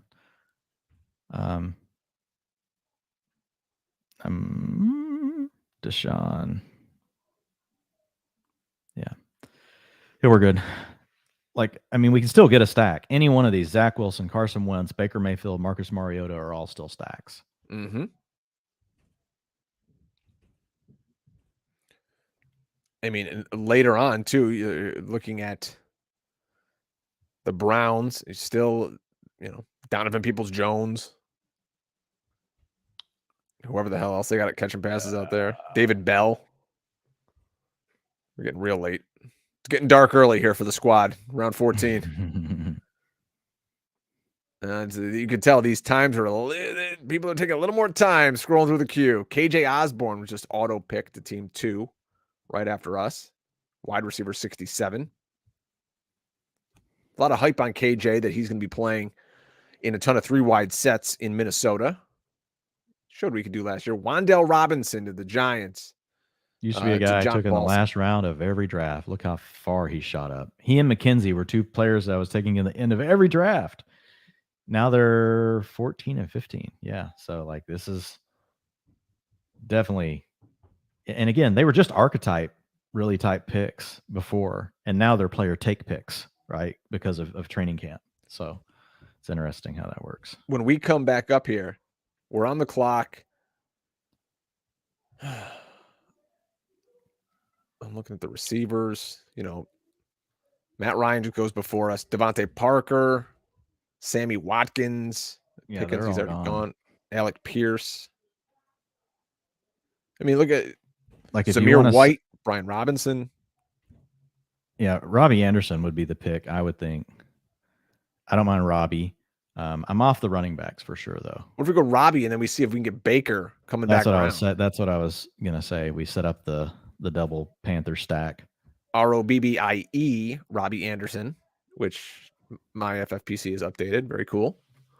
Guy changes his name every 30 seconds. Remember how good he was a few years ago? Mm-hmm. He's good every other year. This is the year he's supposed to be good again. Boom. Let's see it. I like him as a best ball play, Mm-hmm. So the good news is, like, we've got some weapons up top with really sucky quarterbacks, so we can sit here and wait to see if we get Wentz, Baker, or Mariota. And if we don't, we're just like, fine, we'll ride it out. We'll ride it out with what we got.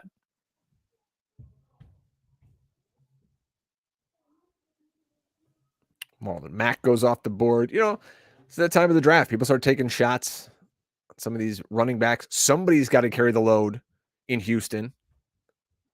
Marlon Mack goes here in round 15. We know he's a professional running back versus Dameon Pierce, who went. Trying if I could find him. He probably went 4 or 5 rounds before him. And we have no clarity to that backfield. Marvin Jones, he's a guy in Jacksonville a lot of people think could be getting a boatload of targets. You've got him. You've got Christian Kirk. They're going to be throwing the ball a lot from behind. Guy always finds his way into the end zone.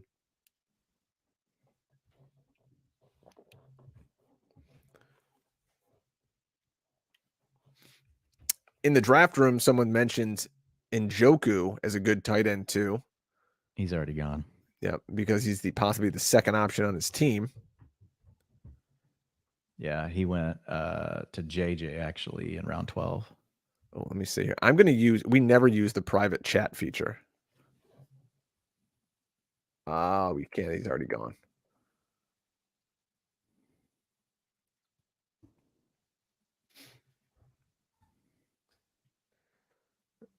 I was looking there to see if Matt Ryan was still there, and he just went this round. Yeah, he went right in front of us. Yep. Yeah, we're good. We'll still have a quarterback come back. Logan Thomas off the board. Logan Thomas coming back from a very serious injury. Hey, Drake, I'll be right back. You got this for a second? Yeah. I got to grab a drink. We'll do that. No, maybe I'll just take a leak and we'll all just put it on pause here, folks. So remember, if you are enjoying the show and you are on Twitter, I'm at Drake Fantasy. Dwain is at Dwain McFarland. The show is at FF Hustle. We're also on Instagram. Post some stuff there. And if you need a draft board, guys, I know your drafts are coming up in your home league. I want you to head over to our buddies at draftwithredzone.com. Use our code FFHustle22. Again, that's a new code. Usually it's always Hustle. FFHustle22. We're going to save you money on your draft board. Don't wait. The prices are going to be changing very soon as we head into August. Go over there. Get your draft board for your home league. They're going to get you the board, the stickers, and a really cool championship ring. A bunch of other stuff in the kit. Comes in a nice big red box. You're going to enjoy it. Our buddies at draftwithredzone.com. Kendrick Bourne goes off the board, wide receiver 73. And who knows? But the talk of him in New England is someone said he's going to be used as the Patriots. Debo. Did you see that one? Everyone says, yeah. And I go, everybody gets referred to Debo. Like you could have started that sentence with anyone, and I would have just ended it with Debo. Anybody who takes a jet sweep in practice is the new Debo. Paris Campbell moving up the board. There's a lot of training camp news moving players around. And then 2 picks later, his teammate Alec Pierce goes. Quick picks on the end. Brevin Jordan, Alec Pierce. We're in round 16 of 20, the FFPC Pros versus Joe's Challenge. Drafting over at myffpc.com. Again, shout out to our buddy Darren Armani, helping us out get into this league for, I believe, the 3rd straight year.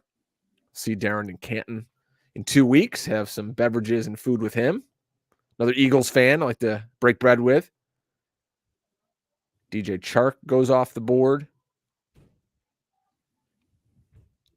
So, Dwain, when you get this late in your drafts, we've got 5 picks left. And, of course, this is tight end premium, and we're kind of playing for a lot here. But just in general, even with guys' home leagues, are you kind of starring a few guys? Are you looking down your board at some of your favorite players? Because at this point, ADP really doesn't matter.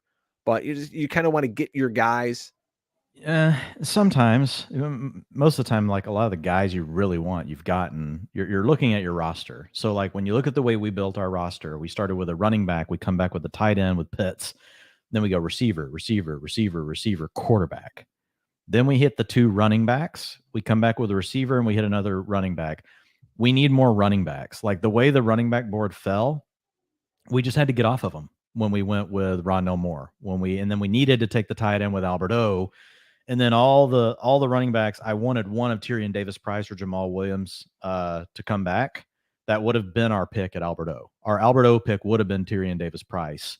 We had to let it go to get the tight end because it is tight end premium. And so really what we want to be doing now is loading up on the backs because we started so heavy at receiver. And we've come back and reinforced the receiver as well, right? So basically we're flexing a receiver. That's what we're saying. You get 2 starting receivers, you get 2 flex spots. Cordarrelle Patterson can battle for a flex spot or the RB2 spot every week. But we definitely need running backs. So, and at this point we just so that's what I look at more. Once I get to the end, like how did I build my roster? What do we need to be thinking about? And we've already, like I said, kicked the can down the road far enough. We actually need a 3rd quarterback because we chose Watson as our 2, or we just say, screw it. We think Watson, is going to play and you have to be kidding me. Like, cause David Bell was like the stack we could have set up for later, with Deshaun Watson. David Bell never gets drafted anymore. Guy's not even practicing, but anyway, but Watson and Bell, the nice thing about them right now is you are getting that injury discount. Everybody just moves them down the board because they're like, that guy's hurt. So since we have McCaffrey, I don't really want Deonta Foreman, but I love Kenyon Drake. So I think we take Kenyon Drake here. We just have to keep taking running backs at this point. So yeah, I mean, Drake. The thing about Kenyon Drake, again, profile, pass receiving back, has been explosive playmaker in the past, plays in a great division where there's a lot of shootouts. There's just a lot of outs for Kenyon Drake to hit. We know it's Josh McDaniel. He's probably going to be a 3-way committee. It'll be Josh Jacobs playing the Damian Harris role. Going to be Kenyon Drake really playing the jack of all trades role. Then you're going to have Zamir White just working in and stealing some carries here or there. But we just had to start firing, to be honest. Like we can't really, wait anymore. I like the next, if you're looking at your running back queue, and I won't give it away, I like the next 3 guys a lot.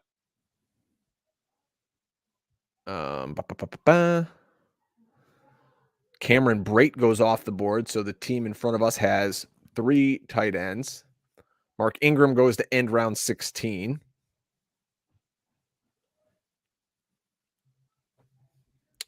Everybody's passing Darrell Williams now. Like he could be the backup. Like he's just such a guy. He's just a dude.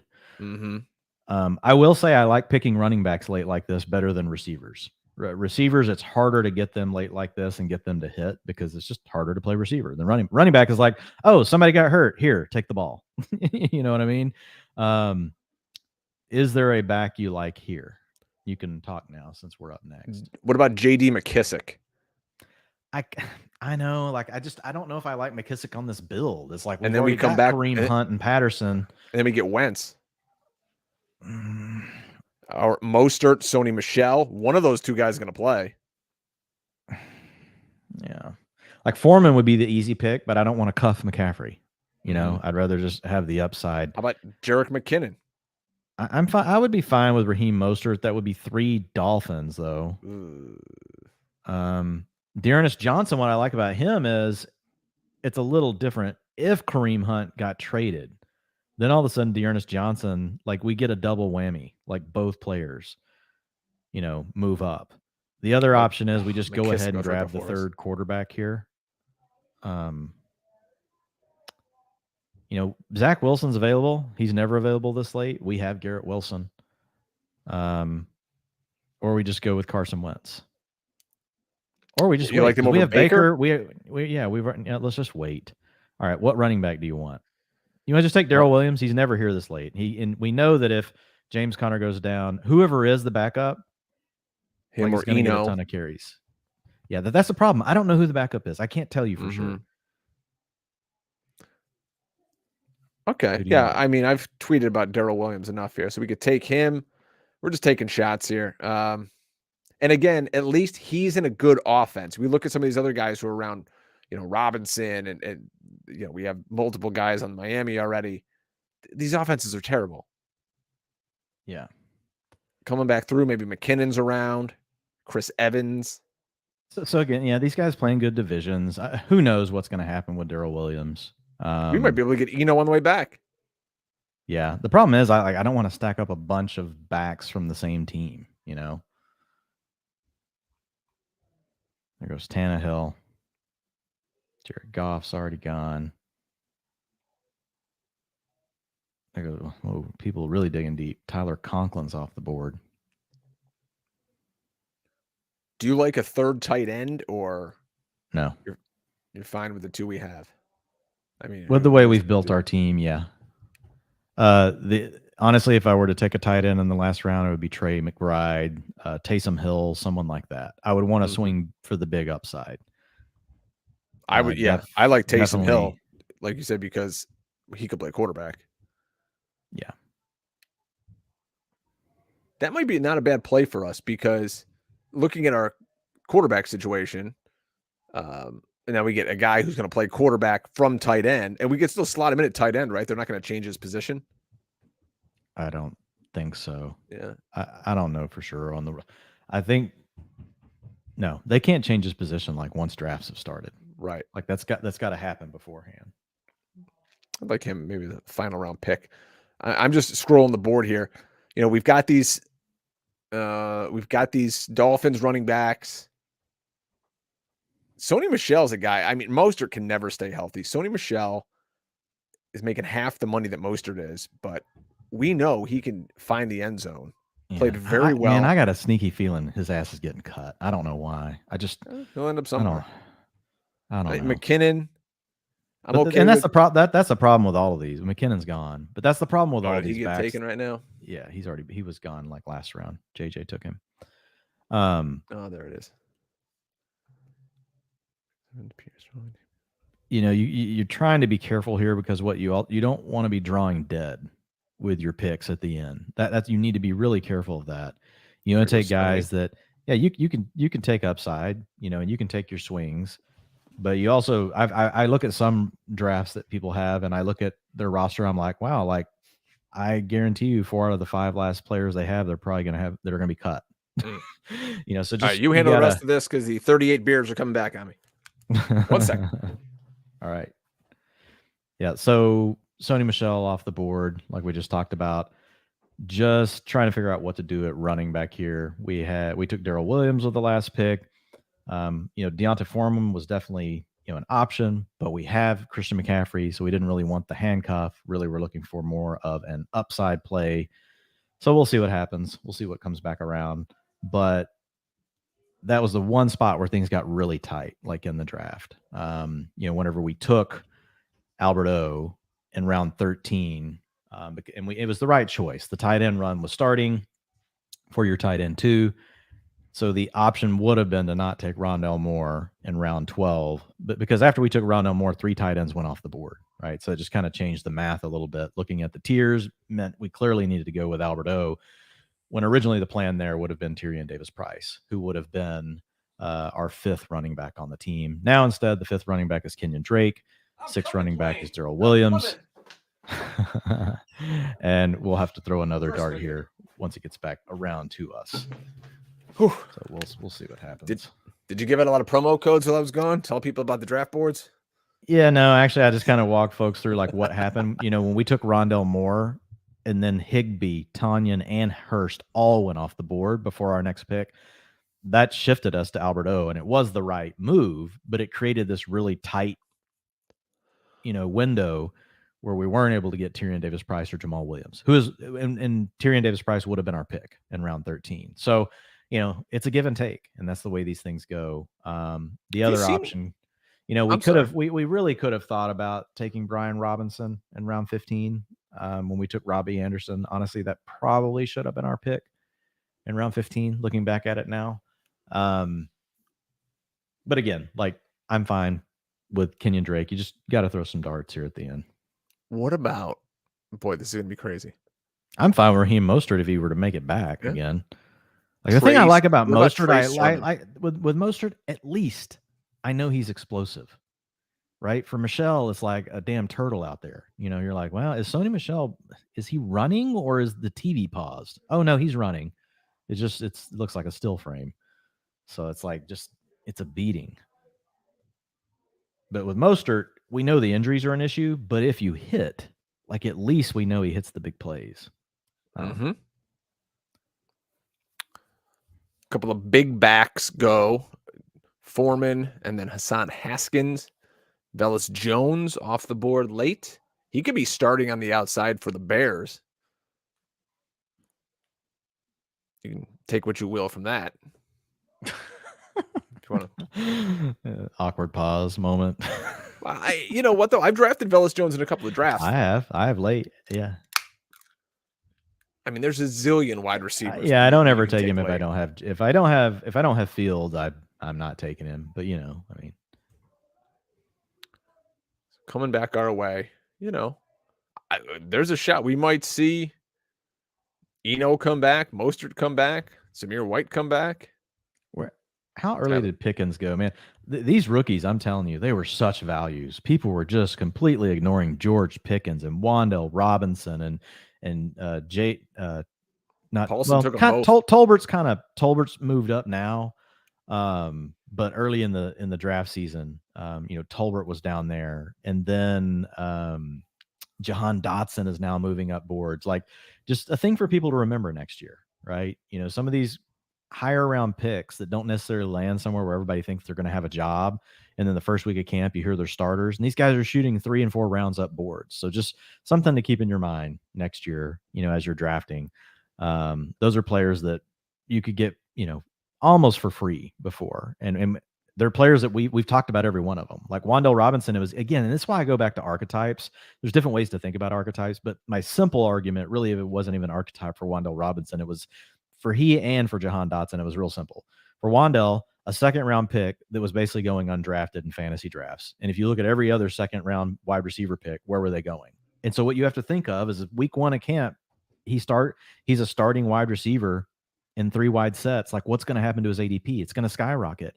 There was just too big of a gap between, JJ actually really is good at drafting. Like, all the upside players like that most people never take that I put at the end of my queue, like Trey McBride, those kind of things, like he's taking them. He's doing a nice job. But these receivers, like some of it's just as simple as looking at their draft capital. Jahan Dotson was another one. He's a first round pick. And he was going like 6 rounds after Chris Olave at one point, 5 rounds. And so you just buy those things when people are giving them to you, because once camp starts and the buzz hits, and then you get the preseason games, like it's just going to push them much further up the board. And not that you're going to quit drafting them then, you just don't get the same discount though. 3 rounds left. One of those picks, I assume, will be a quarterback. And they'll take 2 more shots at some skill players. The quarterbacks that are still left on the board is we're up next. Baker, Zach Wilson, Carson Wentz. Zach Wilson just went, sorry. Davis Mills goes off the board. Mariota. So yeah, I'm fine with Wentz or Mayfield. I like Wentz because we've got McLaurin. I'd rather cuff to the stud. Like, yeah, we've got CMC. Well, we have CMC and Robbie. I mean, I'll leave it to you on Wentz or Mayfield. I think like, Mayfield has a better team. Yeah, my inclination though is like the McLaurin stack's going to hit more for us than the others, if you know what I mean. Like, McLaurin can have this huge game and Wentz has the huge game. Robbie, he's a peripheral player. McCaffrey, we love him, but he's a running back, even though he catches passes. I think it's, and just double check the buy, I think it's Wentz, to be honest. And I think there's also a chance that Mayfield, we don't know for sure that he's a starter. We think that he is. All right. Sorry. Did you take not Wentz? Telling me anything. No. Yeah. Well, I took Wentz, but I had to take somebody because I didn't know for sure what you wanted. I would just rather pair with the stud receiver than the other 2 players. Like, I just think it's a better bet. So that gives us Jalen Hurts, Deshaun Watson, Carson Wentz. We've got, and we wouldn't normally have 3 quarterbacks, but with Watson, going ahead and taking the third one was the play. So Will Fuller is available. Dearness Johnson, Damian Williams, Pierre Strong. Those are, Mostert. Mostert just went. So Chris Evans. Someone's going to be the receiving back, whether it's Samaje Perine or Chris Evans. And Perine, I think, is banged up right now. Chris Evans had a nice career. I'm pretty sure Chris Evans was gone like a couple rounds ago, and I just didn't have him marked off. Oh, because I'm looking at your. I don't have him marked off, but he's gone. Son of a bitch. Daniel Bellinger, holy moly! The rookie tight end for the Giants. There goes Baker. I think we need 2 more backs, to be honest. Keep firing shots here. Yeah. How about, I like. Is Eno still there, or did he go? Eno's there, but we have Darrell Williams. I hate the double bet. I hate the double bet on the backfield. I don't like it. How about Keontae Ingram, Kansas City? No, Keontae Ingram is also on Arizona. That would be a triple. Who's the bet. kid that's on? Isaiah Pacheco. That kid. He's getting some run. He could get cut. He's like the last round pick. Trey Sermon. I work. Honestly, I would say it's Pierre Strong. I know he has 4th round capital. They're trying to run more wide zone. I know there's the other 2 backs there. Unless you want to go Dearness Johnson, which I guess Dearness Johnson went. He did go. Yeah. So, all right. Pierre Strong. I love the comment here from Brandon. I love how Dwayne has left up the Drake 3 times and Dwayne took a different person. Well, because you flounder too long. Like, you're gonna have to come hard at me with an argument for a player. Yeah, that's the thing. Dwayne has the cue. He's the one selecting the players here today. I am drinking and talking. There goes Eno Well, Benjamin. and some of it's just talking through players. Like we could have gone Baker, but like, do you want Baker with Robbie Anderson or do you want Carson Wentz with Terry McLaurin? Like, if Carson Wentz has a blow up game, 70% of the time it's going to involve Terry McLaurin going off, right? So it's the better correlation is to stack with the number one wide receiver. Typically, when the number one wide receiver goes off, the quarterback goes off. Now, every time Robbie Anderson goes off because he's the number 2 option, Mayfield will go off. But at the same time, like there's more chances, to get the big game out of McLaurin. That was the only thing. Like I was really close. I thought it was fine between the two, but seeing who's going to come back to us. Kyron Williams still out and there. I would have totally gone Eno Benjamin, to be fair. But when we have Darrell Williams already, I don't like taking 2 backs from the same backfield. Now, how come? I mean, because again, this is best ball, so we're looking to say, hey, yeah, because you're cutting yourself off. You can't get the max outcome. What you're trying to do is leave yourself open for 2 guys that could hit, right? And so if I immediately condense myself down to one of them hitting, so it's just there are examples where I would do it, like what we talked about with Dearness Johnson, and if they're really far apart, like it's fine. But typically, I don't want 2 backups from the same backfield. Because I just want to bet on one and hope that I'm right, rather than trying to bet on 2 where I know I'm going to be wrong on one and right on one. I'd rather leave myself the chance to be right on 2 backups, from different teams. Let me go into the draft room here myself. Start digging around, see what we can find. Let's see. So if we want to find another running back,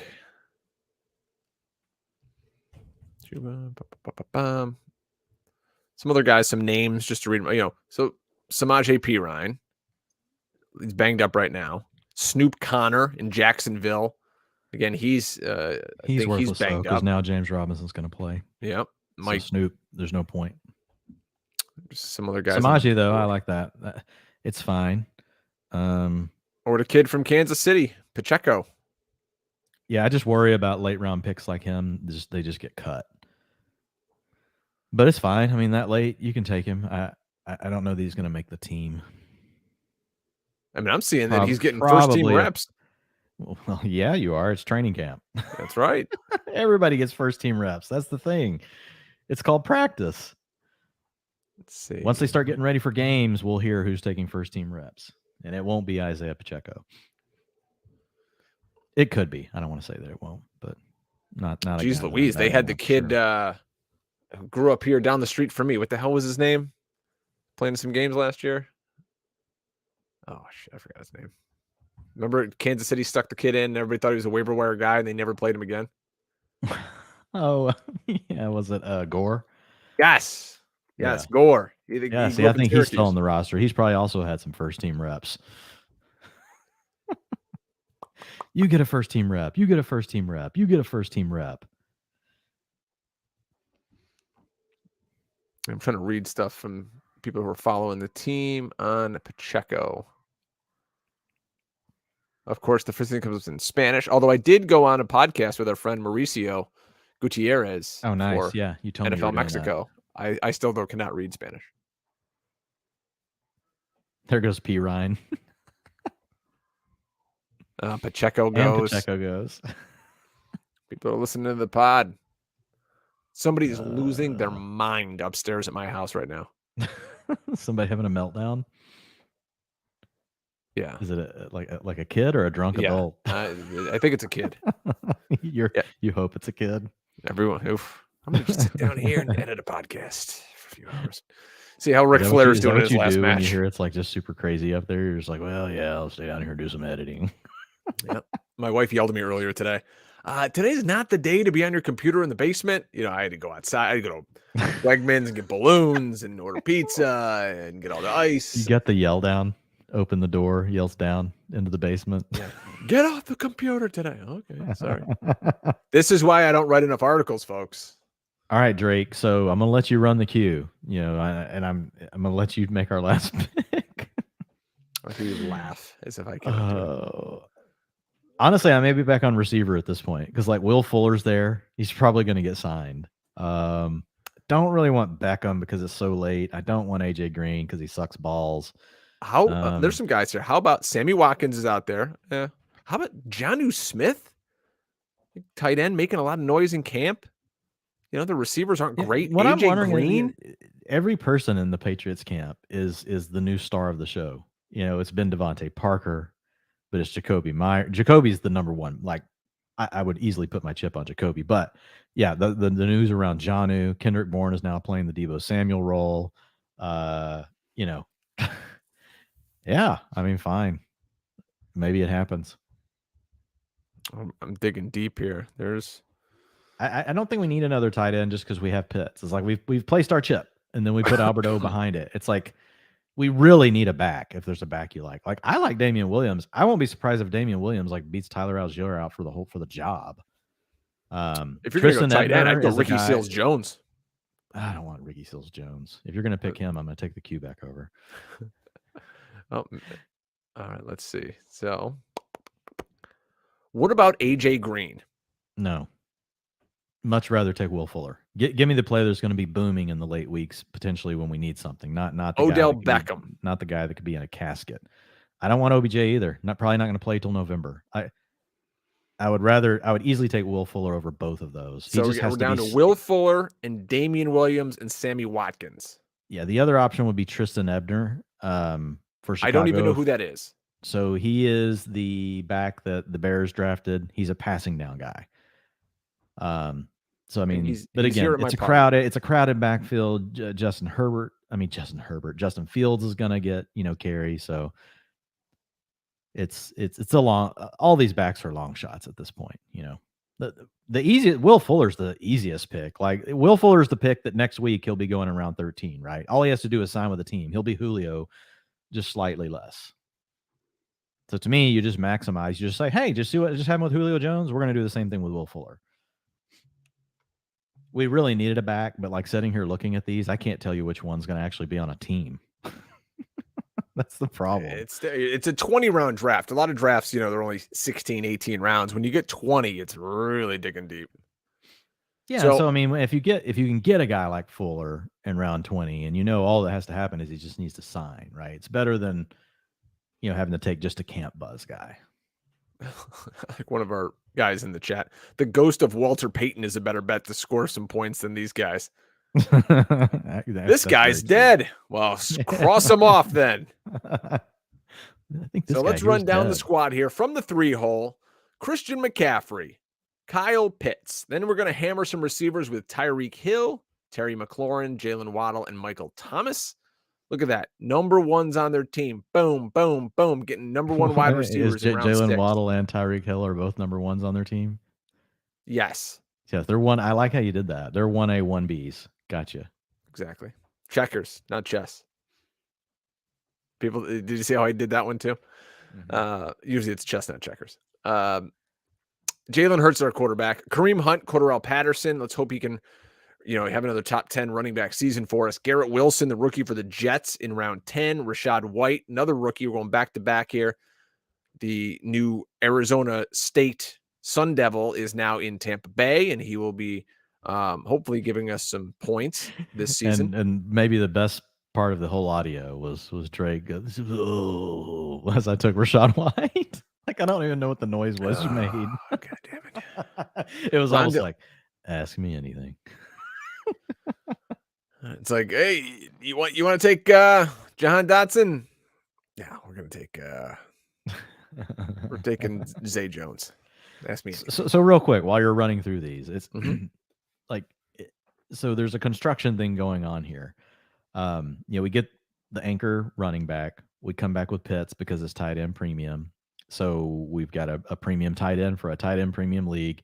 Tyreek Hill falls to us. Our pick would have been Kamara or ETN with that pick, but Hill falls a little bit, and it just gives us balance, right, to start the first 3 rounds. So we like it. Coming back, we get Terry McLaurin. We pass Jalen Waddle to take Terry McLaurin. Jalen Waddle typically goes pick 40. We got Terry McLaurin. I don't know what pick that was. Well, it's in the end of the 4th round. So Waddle was already well past his ADP, and we passed him because we have Tyreek Hill. and somehow he makes it back around the turn back to us in Jalen Waddle. And so we got Terry McLaurin at pick 39. Yeah. So Oh wait, 12, yeah. And 36. so Waddle comes back even to less us. than that. Waddle comes back to us, and so we go ahead and take it there because it was a value at that point, not necessarily something we were planning on having happen, and not optimal with having Tyreek Hill, but sometimes you just have to take the value. And Jalen Waddle in the early 5th round, all day, and it just makes me look back and wish we would have taken Kamara, but it's hindsight 2020. I'd rather have Kamara then McLaurin, then Waddle, then Michael Thomas. We could have done some other things at receivers. The team's still going to be fine. But because we went with the receivers early, and then we get Jalen Hurts, we had to come back. We wanted to hit. We wanted the passing down, explosive playmaker archetype was what we wanted. So in the queue were Chase Edmonds, James Cook, Kareem Hunt, Cordarrelle Patterson. Cordarrelle Patterson was really the backup plan. Right in front of us, Chase Edmonds goes, James Cook goes, and those are early. Those guys usually go in the 9th round, and they went in the 8th round here. They were taken ahead of Damian Harris.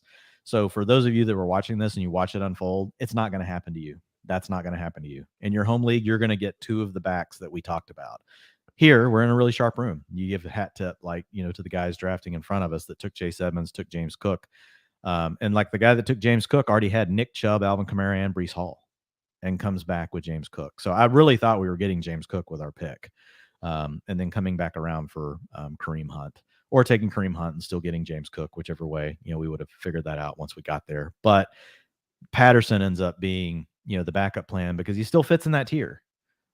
Still explosive playmaker, catches the ball. Yeah, he's older, but at the same time doesn't have the same wear and tear most backs. So that's thinking through construction, right? And then now, Drake, you can kind of go ahead and run through after Patterson. You mentioned we got Garrett Wilson, and then take it from there. So Garrett Wilson, then we come back Rachaad White, and of course, the hope with everybody is that Rachaad White gets a piece of the passing down role in Tampa. And the thing with White is different than Hunt and Patterson. Yes, we hope he could get a piece of the passing down role. It's ultimately just a huge freaking home run swing. If Lenny Fournette goes down, there's a good chance that Rachaad White just takes over the backfield. He could do it. And that's what you're banking on. Maybe he won't, but you're putting a chip on the Buccaneers offense. You're putting a chip on the fact that, this is Lenny getting paid. You're putting a chip on the fact that Gio Bernard sucked last year. You're putting a chip on the fact that Keyshawn Vaughn was a 3rd round pick that should have been a 6th round pick, and they haven't been able to get him on the field. So there's just, I took Keyshawn Vaughn in the first round. It's a very, very, very weak backfield behind Lenny. And so there's a good opportunity there for Rachaad White. To your point, he could get passing down work. The real thing we're trying to do there, we took Hunt and Patterson because they give us upside, and they can fill our RB2 spot because they catch passes. Rachaad White's different. He could end up being like them, but really what we're hoping for with White is if something happens to Lenny, we've got an absolute home run with him. I think maybe my favorite pick that we made here in round 12, Rondale Moore, is a guy you were really high on last year. So you might have been a year early on Rondale Moore. And now all the talk out of camp is Rondale Moore. He's all over the field. He's playing a ton. Remember, 6 weeks without Hopkins, no more Christian Kirk, another year older of AJ Green, and now we're sliding in Hollywood Brown. So it's going to be Hollywood Brown. It's going to be Rondale Moore. It's going to be AJ Green. So AJ Green, I don't know how well he can move anymore, but Rondale Moore is going to get a ton of work in space and underneath. I think you could see him just screen after screen after screen, getting the ball in Rondale Moore's hands. So I really like that pick. Yeah, I mean, Christian Kirk's gone, so he's going to play the slot role. He's going to be a starter, period. To your point, you have DeAndre Hopkins out the first 6 weeks, so he's going to get probably some extra targets, over that period. You're going to get the ball to Marquise Brown and Rondale Moore and Zach Ertz. Some things may go to AJ Green, but he's just not going to be a priority, in the offense. So with Rondale, again, you're buying into young talent. The Garrett Wilson and Rondale Moore picks, I love both of them, where we got them, and then sandwiching them with the major upside play of Rachaad White at running back. I like all 3 of those picks. Elcourt Okwuegbunam. I'm not good at that one. Sorry, folks. Yeah, not good at that one. Think of it like oak, an oak tree. Okwuegbunam. I had to look it up because I love him so much. I was like, I figured I have to be able to pronounce his name. The porn bots are in the chat, so we welcome them. That just means we're just now getting going. Please subscribe. Click like. So he's tight end 21 off the board, and I said this when we took him. easily could be a top 10 tight end. Look at the offense, look at the quarterback, look at the role, look at the division he plays in. Go over to pff.com. Dwayne's got an outstanding article about how you want to target teams in the AFC West. And guess what? The Denver Broncos, last time I checked, are in the AFC West. So I think getting him at tight end 21 is a steal. All this Greg Dulcich talk is nonsense. Guy's a freaking rookie tight end. Show me how many all these rookie tight ends that come in and set the world on fire. It doesn't happen. Next round, we take Deshaun Watson. Could we have gone somewhere else in the draft? Sure. But at this point in the draft, 14 rounds deep, you're trying to win the league. If Deshaun Watson hits, right, and he plays the second half of the season, we don't think he's going to be gone the entire year. Now you're rolling with Jalen Hurts, Deshaun Watson to try to give you a week-winning QB1. Both of those guys can absolutely do that the final weeks of the season. And, oh, by the way, we have Carson Wentz a little bit later just to kind of fill in the gaps. Robbie Anderson, a guy who's had, 2 years ago, wasn't he a top 10 wide receiver in fantasy, Dwayne? And we got him in round 15. He was not a top 10, but definitely like a top 20. Yeah, he had a huge Look, season. he's had multiple top 36 seasons. And hopefully Baker can unlock, a little bit more for him this year versus what we saw last year. Last year was a terrible year for Robbie Anderson. But the thing was, it's funny, his utilization was there. We finally just had to say, screw the utilization report. Last year on Robbie Anderson, we're like, screw you, utilization report. We don't care about you for Robbie Anderson or Cole Kmet. We're not believing you anymore. But was still getting the targets, just it was an incredibly low rate of catchable passes from Sam Darnold. That was what was killing Robbie Anderson. It wasn't that he wasn't a factor or that he couldn't get open or any of those things. Now, he didn't play good. He dropped passes. He had some bad play as well. But that combined with Sam Darnold was just terrible. So, yeah, you're just – look, at that point, and again, back to roster construction, you have to start 2 receivers and 2 flex players. So our receivers now, Tyreek Hill, Terry McLaurin, Jalen Waddle, Michael Thomas, Garrett Wilson, Rondell Moore, and then you add – Robbie Anderson. And then, we get Will Fuller obviously at the very end. So we're basically counting on flexing wide receivers. Okwabunum, could sneak into a flex spot if he blows up. Cordell Patterson or Kareem Hunt, one of those could sneak into a flex spot if one of them blows up, or one of them is going to be the RB2 every week, right? And the other one maybe competes for a flex spot. But if you had to bet right now, what are we going to be flexing? And again, best ball, it gets to choose for you, but most likely receivers. All right, no question about it. We've got really good receivers.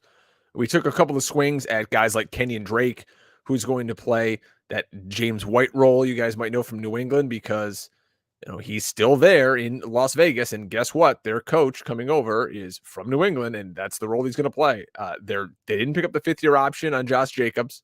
So I think Kenyon Drake, and he's in the final year of his deal too. I like Kenyon Drake in the 16th round. He's one of my favorite players late. It's kind of like New England. You're never going to get a clear path, right, to him getting everything. They're probably just going to, if anybody goes down, most likely okay, great, we'll activate Amir Abdullah, and now he's going to have a role. Oh, we'll bring Bolden in off special teams, and now he's going to have a role. So it's similar to New England in that way, but I like the role that he has. And there is a chance that if, Josh Jacobs goes down, it could be Kenyon Drake really being the lead back, and sharing with these other players, but he could take over the lead. But again, pass catching archetype is the main thing. Playing in an offense that's going to be in plenty of shootouts. And you mentioned he's probably going to have that James White role. And remember, this is not a real deep roster. It's very top heavy. You've got Devontae Adams, Darren Waller, Hunter Renfrow. Mac Hollins is their next receiver. Foster Moreau's a nice second tight end. So if something happens to one of those other guys, there's going to be targets they're going to have to give to some of these they're going to have to target the backfield more. And so there's just Kenyon, again, pass catching backs just have a lot of outs, and that's what you're looking for. And Kenyon Drake gives you that. Darrell Williams, a guy we got next, isn't making a ton of money to go to Arizona, but he's never made a lot of money in his whole career. Darrell Williams is just a guy who can do a lot of things for you. If he's thrust into action, like we saw his time in Kansas City, look at last year, scored 8 touchdowns. If we can get him to score 8 touchdowns or more for our team this year, we've got a pretty good shot at him cracking our lineup. Well, for Darrell Williams, we just want him to make the team, to be honest. We just want him to make the Cardinals team. We just don't want to see him get cut. He's a guy that got pumped up earlier in the offseason. A lot of people were all over Darrell Williams, and it's just like I just faded it. I was just like, man, this guy is not good enough to all of a sudden think he's locked into being the backup. And now the market's kind of corrected, and you can get him later, and it's fine. So he just needs to make the team.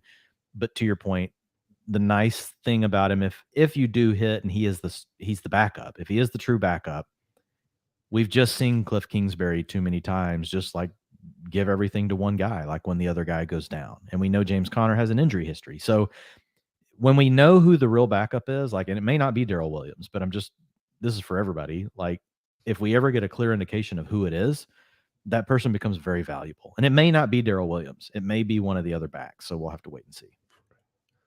Pierre Strong, another guy. We'll see what he can do if he makes the club here in New England. Well, Pierre Strong's making the club. That's the thing. He's a fourth-round draft.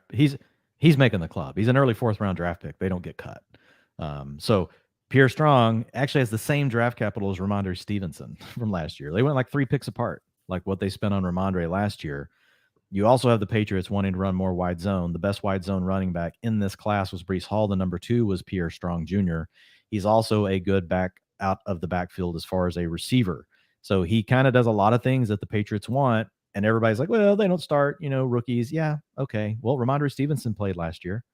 So, I mean, it's just a matter of if you're good or not. And so they liked Pierre Strong enough to take him in round 4. So, he's going to make the team. Again, has the passing down chops. He could work in there. So, like, he's a guy that most people just forget about. And I think it's kind of silly. We know the Patriots are going to use 3 backs. And there's a very good chance that Pierre Strong is the 3rd back.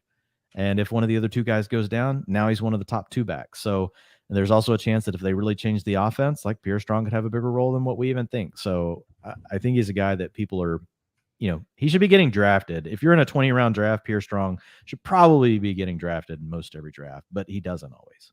He's a little banged up right now. I'm nervous as hell about that offense, to be honest. I mean, you're telling me Matt Patricia is going to be calling plays for you, and your backup plan's Joe Judge. #yikes. Let's see how we rounded things out. Get back to the draft board here. With Will Fuller. Again, we're taking a shot on upside. Will Fuller's a very good player. God knows where he is. There's going to be a Netflix documentary that comes out sometime about where the hell is Will Fuller? What island have you been marooned on for the last 2 years? The guy hurt his finger and he's never been heard from again. So the Mafia, if you're listening, please let Will Fuller go. We need him for this best ball team.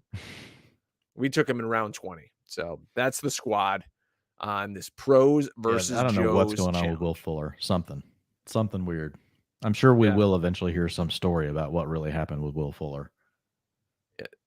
Someone, it's going to be like, I forget the name of the kid from ESPN. I made a meme about him. Brian Windhorse. You got to put your hands up and go, something's going on with Will Fuller. Let me tell you about Will Fuller. Something's going on in Utah. And maybe, Will Fuller is like in some ditch somewhere on the side of the road. We got to go find him. But what do you think about the squad before we get out of here? Think we got a chance of taking this bad boy down? Yeah, no, I like the team. I think there's several builds that I like. I wish we didn't have Tyreek Hill and Jalen Waddle together, but at the same time, like, there's nothing we can do about that now. You couldn't pass Waddle with the value. So, other than that, yeah, I like the squad. I like the structure. And this is how it goes. You have to adapt, right? Based on the way you got to make tough decisions in different spots. I wish we had Tyrion Davis-Price, on the team. So it's not a team that because sometimes I walk away from a draft and literally everything went right. And you just know it. You feel it like in your bones. You're like, you just absolutely just crushed this draft. Like this draft, we had this draft, we had a good draft. And it's a tough room. So, I mean, to have a good draft in a tough room, you're okay with, it's hard to have, your best draft of the season when you have so many other good players. Like, it's a hat tip to a lot of them. So yeah, no, I had fun, and we appreciate Mojo and, FFPC having us in this. It's an awesome thing that they do every year. So hat tip to them. And I'm reading Jeff Howe, who is a reporter for The Athletic, saying that Deshaun Watson is expected to be informed of his potential disciplinary ruling tomorrow, according to a source. So we'll know tomorrow, like, what the Deshaun Watson pick, how good it was or bad. Yep. According to his tweet, there's a feeling in the Browns building that it could be between 4 and 8 games Oh my, could you imagine if Deshaun Watson gets 4 games? People are going to lose their minds. Yeah, they are. You know who's not going to? Yeah, you know who's going to lose their mind? Us, because we only got to miss him for 4 games. I'm probably going to stay off Twitter tomorrow. Yeah, it's going to be crazy. So thanks everybody for hanging out with us. I know it's a little bit of a longer show with a 20-round draft, but we're so happy to bring it to you guys. We'll be back bringing you guys all sorts of great content leading up to your fantasy football drafts, including the world famous draft plan show coming soon in August. So stick and stay for that. Make sure you subscribe to that YouTube channel. Leave a comment if you like the show. Go over to your favorite podcast platform and download the Fantasy Football Hustle. Make sure you're getting it every single week when we pump it out. So for Dwayne, I am Drake. Cheers, everybody. Happy birthday to my little daughter, Allie. And we will see you guys next week. And remember to never get out hustled.